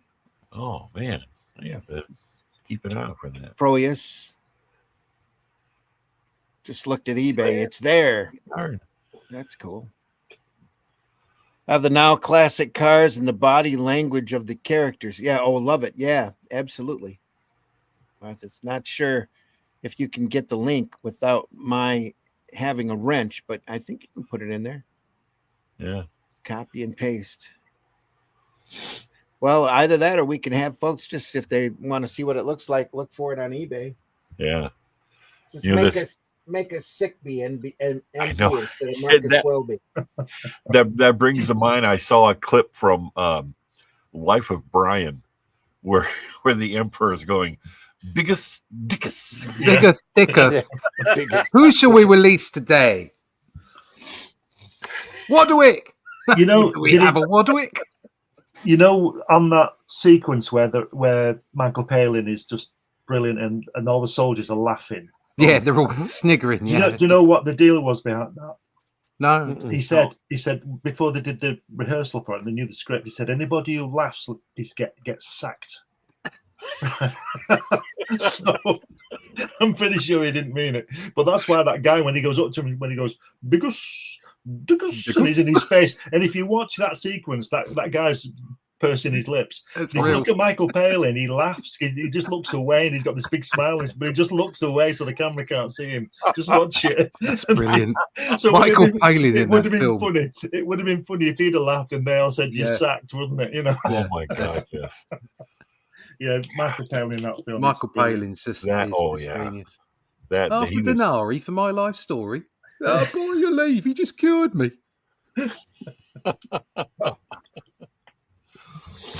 Cops looking for the bank robber, asking this kid where he went. So the kid points him out by sticking his finger out His his nose. ear. This is up his nose. Went that out way. his ear. Yeah, he went that way. Ooh. Angelo Torres. Oh, Torres is another great one. Right here. Oh, Marcus Welby. Make us sickest. MD. Look at this. man, oh man. Josh Brolin's bad right there. Yeah. Was it in Continentius buttocks or something? That Life of Brian. Wodger? Do we have a Wodger? Watcha. There's no Wodger on the list. So. Wadwick! Do we have a Wadwick? Release Byers! Biggest stickers.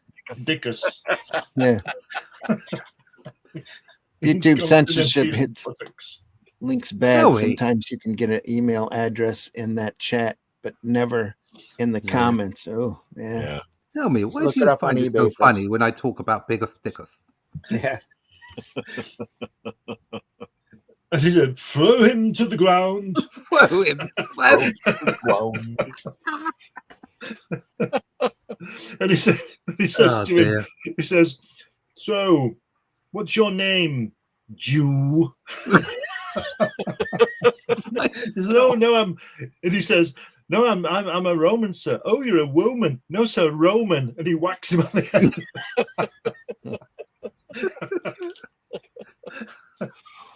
Oh, that whole So movie. look at that page on the left there. I'm going to have to watch that tonight. Yeah, you're going to have to now, yeah. Oh, My son's yeah. got a DVD over it.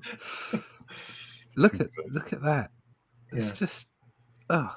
And the hair. Look at her hair. Yeah. Oh, yeah. It's Especially fantastic. in that bottom middle panel. That's just wow. Yeah, man, oh man. I was just looking at some Neil Adams artwork and how he would draw women's hair. Yeah. Just that beautiful, lush wave and curled hood. Just it's awesome. Yeah. Awesome.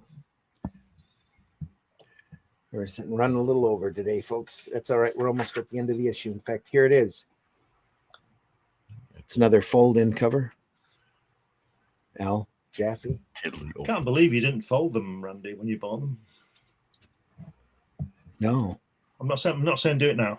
I'm just I've I can't had- believe- I've had these for a few years. I got a whole box of them given to me, and they smelled like attic.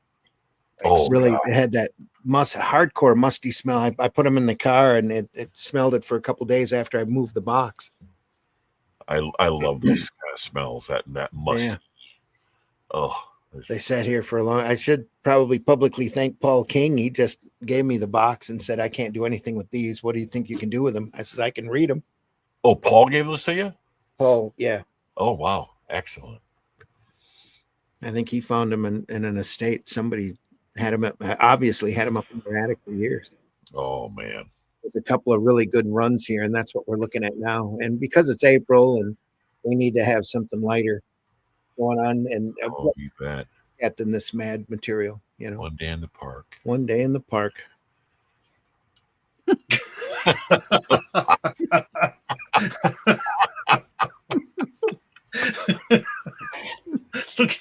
Look at his face in the full panel. Yeah. Exasperation. Look at that. Oh, my God. Yeah. He can't pop the real balloon. They shoots one at the guy's head, pops that. Oh, this back cover cartoon reminds me of when Frank Frazetta did a back cover for Mad, and it said "One Day in the Jungle," and it shows Tarzan and some apes, and they're waking up, and Tarzan, he said he's doing that, yelling out his yell and beating his chest, and the gorillas all kind of wake up startled, and then the last panel he's just beating the hell out. Oh, yeah, I've seen that one. Beating the living daylights out. God, Yeah. yes. Oh. Just the looks that he gave their faces. See, the apes just hated him. It was awesome.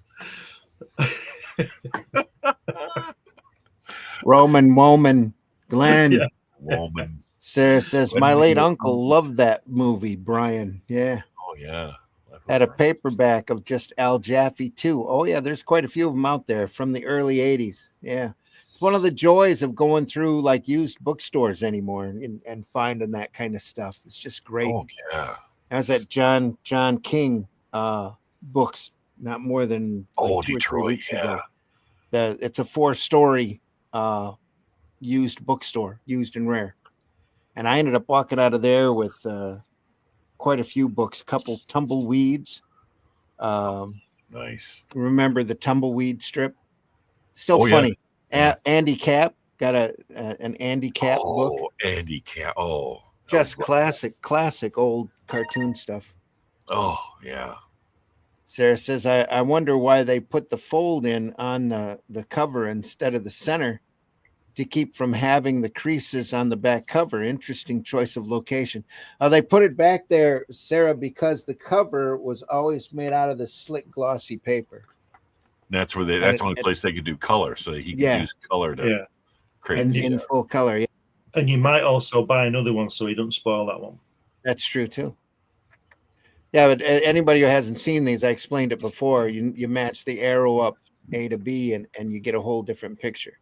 Yeah. And the way Jaffe used to work with that is he would draw this picture first, and then pull it out, and then and fill it in. Interior. Wow. So yeah, he did those for many decades. It's quite a staple of Mad. This is really reasonable prices. Oh, here we are. It says, if you have the chance, don't think go. Yeah. John King books is incredible. Yeah. Yep. If you have the chance, go. Yep. Oh, I don't get down there often enough. Many reasonable prices as well. Yeah, pretty good. I was picking up books for $3 or $4 a piece. Got a where is it? Yeah, Glenn, Russ, you guys ought to Google that. Google what? Classic. John King Books in Detroit, Michigan. Got a classic Pogo book, Bats and the Bells Free. Man. Wow. For that. And it was the spine on this is about gone, but this was a whopping $6. Yeah. Because when Randy says 4 stories, we're talking a 4-story building that used to be a factory. Yeah. Oh, This is a huge full of comics. And it's jammed with books. It's all books. Books, Yeah, all right. just amazing. But they have a whole section dedicated to graphic novels, manga, and those paperback comic strip books. Oh yeah. I got to go to it myself sometime soon before. So Levi says it was an old glove factory. Yeah. Yeah. And you can't believe how big the building is, and just chock full of books on every floor. It's pretty renowned in the area. Yeah. Yeah. One of the biggest bookstores, I think, in the country. Probably the world, I'd imagine. You walk in and there's a little set of steps to get up to the main floor, but on your way up, they have a table there of freebie stuff, and they also include a map. Include where to find. They include a map. On how to find stuff on the different floors. Yeah. I want to go there and see what kind of art books they have. Heck of a step walk. Yeah, they got some great art stuff there. Oh, fantastic. Excellent. Old Glove Factory. Levi says there's a glove logo on the side of the building. Oh, there you go. Yeah. Bone ripped off Pogo style wise. Oh yeah, big fan. Smith is a huge fan of that. My mom loved Pogo. Oh yeah. There's some really great books out by Fantagraphics, I believe it is, that collects those Pogo strips. Martha's, they're well worth finding. Yeah, there are maps available. Yes, and well, frankly, Walt Kelly set the style for cartoonists for decades after his cartooning was so phenomenal. I got Kleebook for a steal. Yet nobody matches his brushwork when it comes to that cartoon work. He's right up there with Barks and Gufferson and also the Asterix cartoonist. Yeah. Visconti? No. Urzo? I don't remember. Help me out, guys. I'll tell you. Just a second. I've got some here. She is always quoting that we've met the enemy and he is us. Absolutely. Martha. It's Urzo. Urzo, that's it. Urzo. Uderzo. Well, it's funny. Oh, But Uderzo, yeah. An absolutely masterful cartoon. And it was written by Goscinny. That's it. And I Didn't just Goscinny pass away not too long ago? Yeah, I think Uderzo died in 1977, but the Goscinny died in this century sometime. Oh, wow. But I just picked up 2 volumes of them, 150 pages each of the strips. Oh, absolutely brilliant. Oh, yeah. Yeah.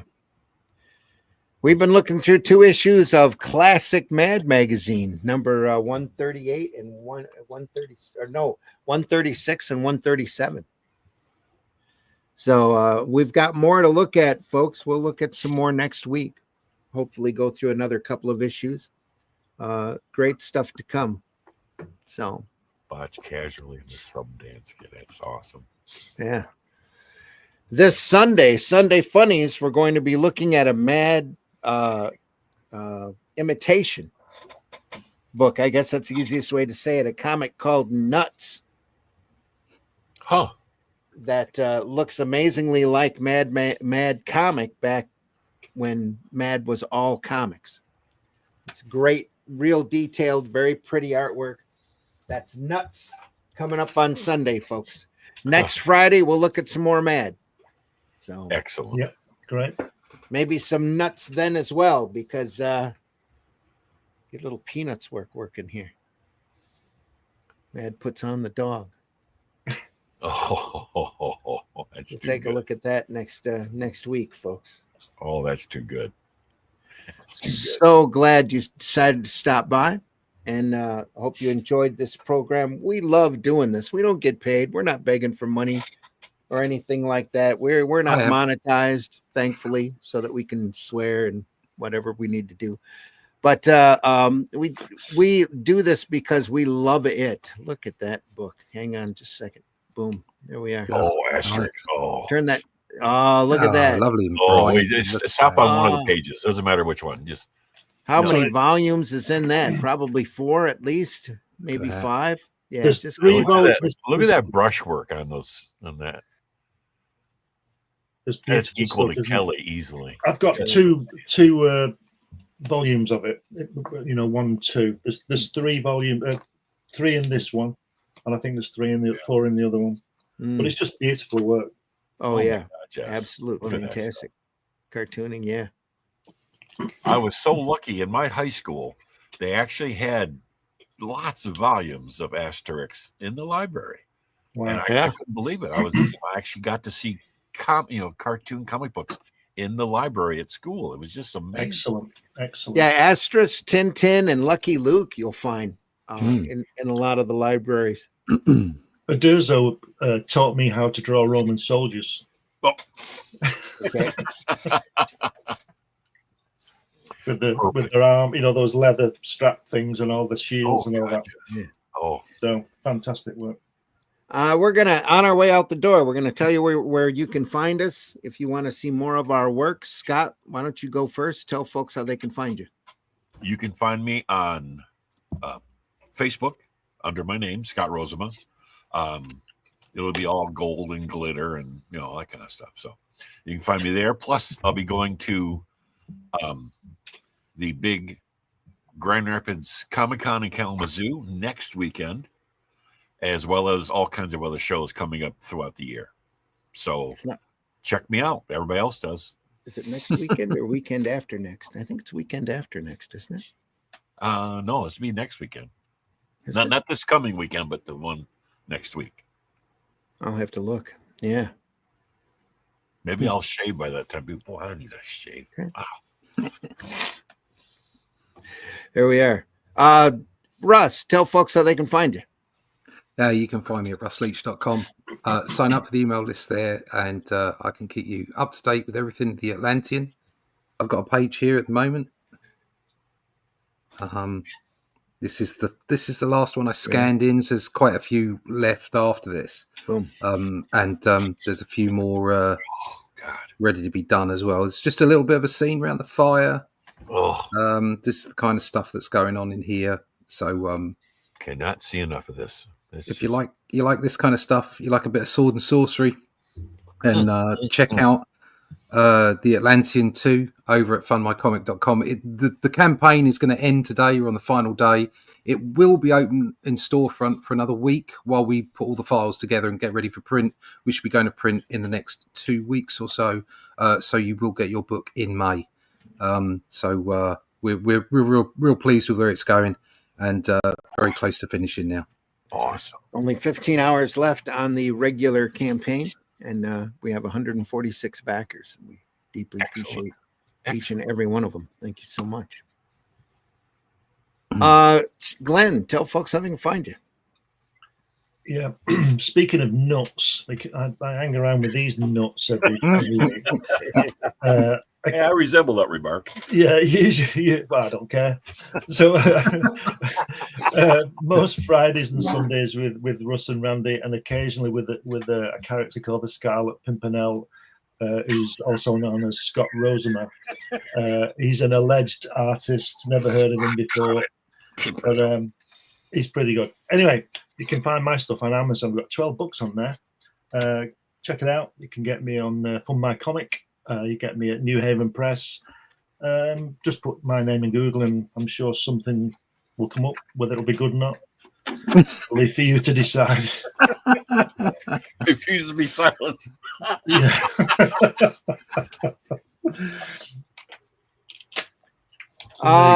That's me. Love it. Martha said she was always quoting that we've met the enemy and he's us. Some of the Asterisk animated movies are here on YouTube too. They had a trailer for a live action film. I don't even know if it came out, but it looked really good. I don't know. I hope not.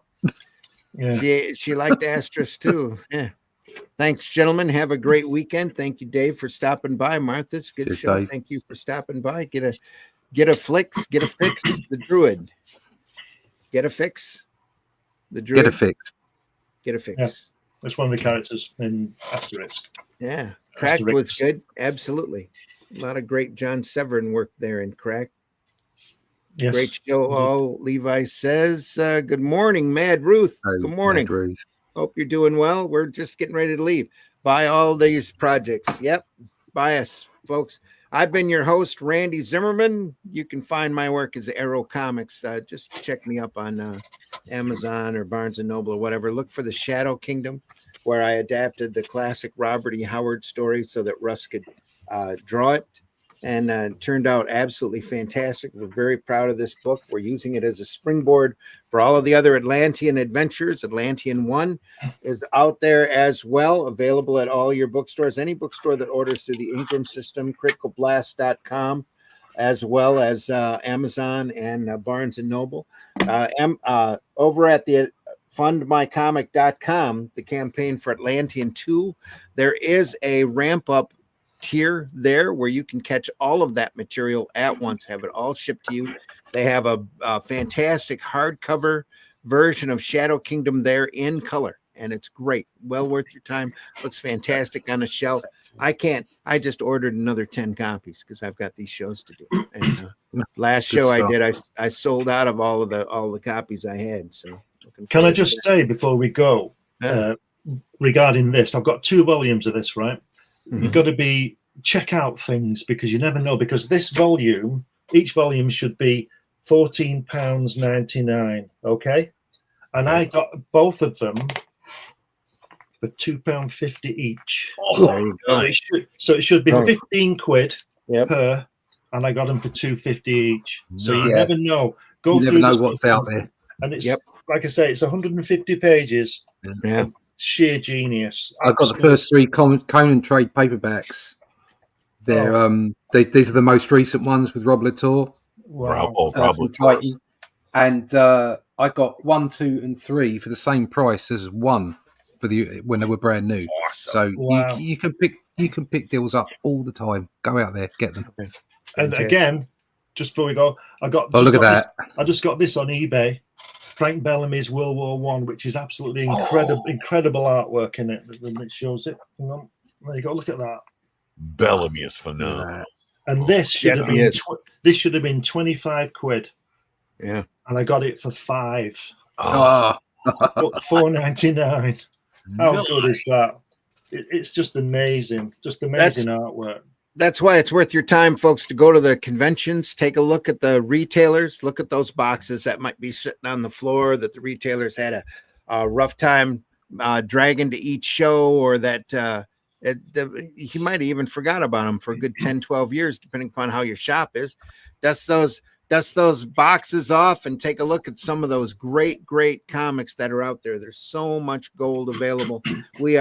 We've been doing this for a couple of years, and believe me when I tell you, we barely scratched the surface of the good stuff, let alone the mediocre and the hokey stuff. There's so much great material out there. Everybody's got their favorites.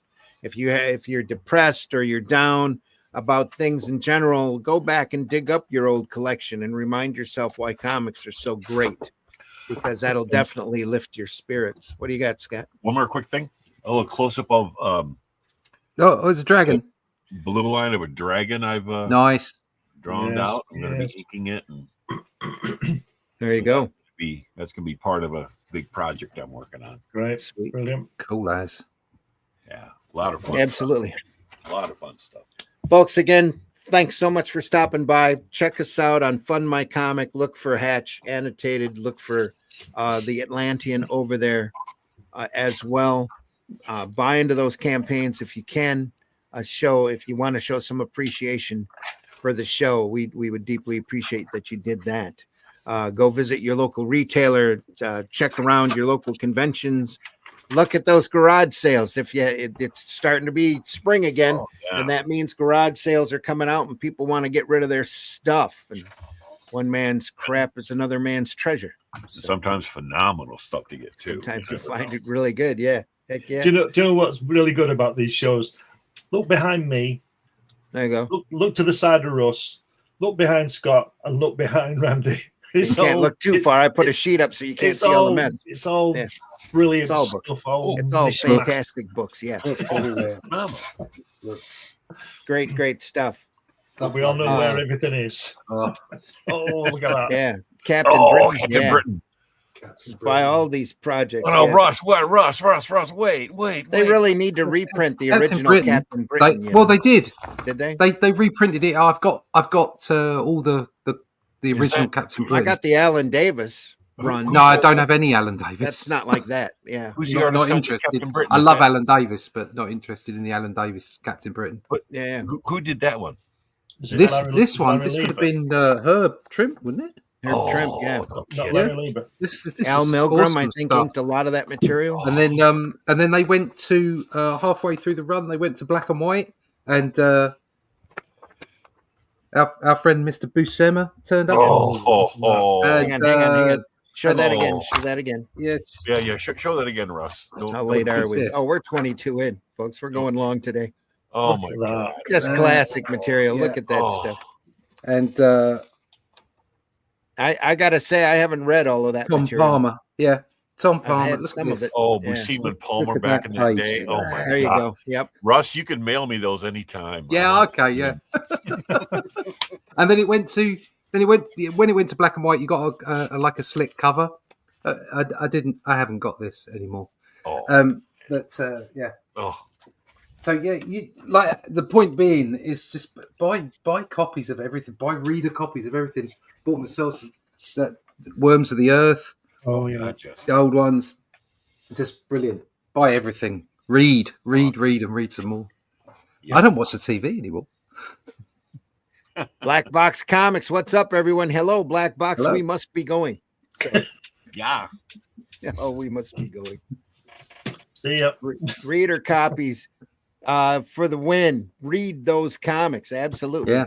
I'm glad I joined at the beginning of the show, Dave. You're always welcome here anytime. If you've enjoyed this program, we know the majority of our viewers are after the fact. Hit the like button, leave a comment. Any kind of interaction, no matter what platform you're on, goes to help our algorithms. If you enjoyed this program, tell folks that we're here.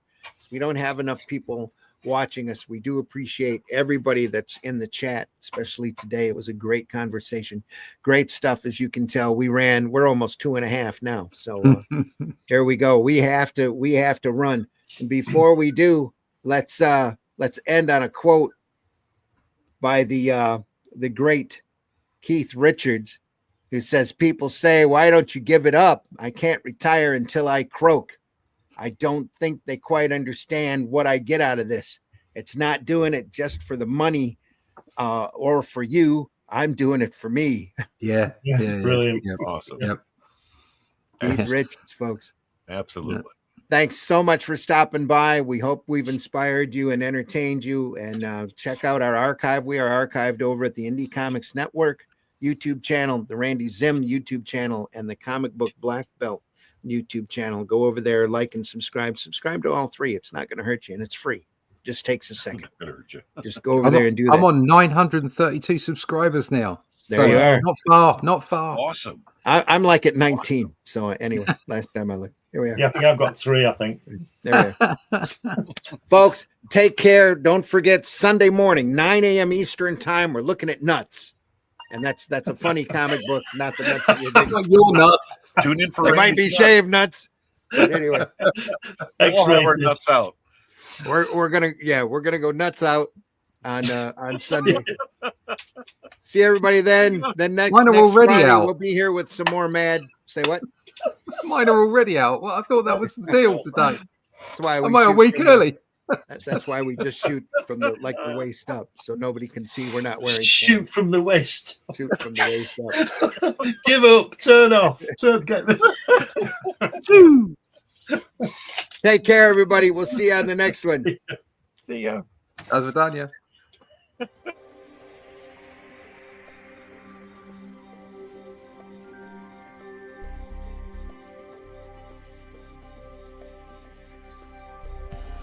What was that? This is not a charade. We need total concentration. Now, once again, this time, with theory. Some men just want to watch the world burn. Can't nobody tell me nothing. How dare you? Get off my lawn.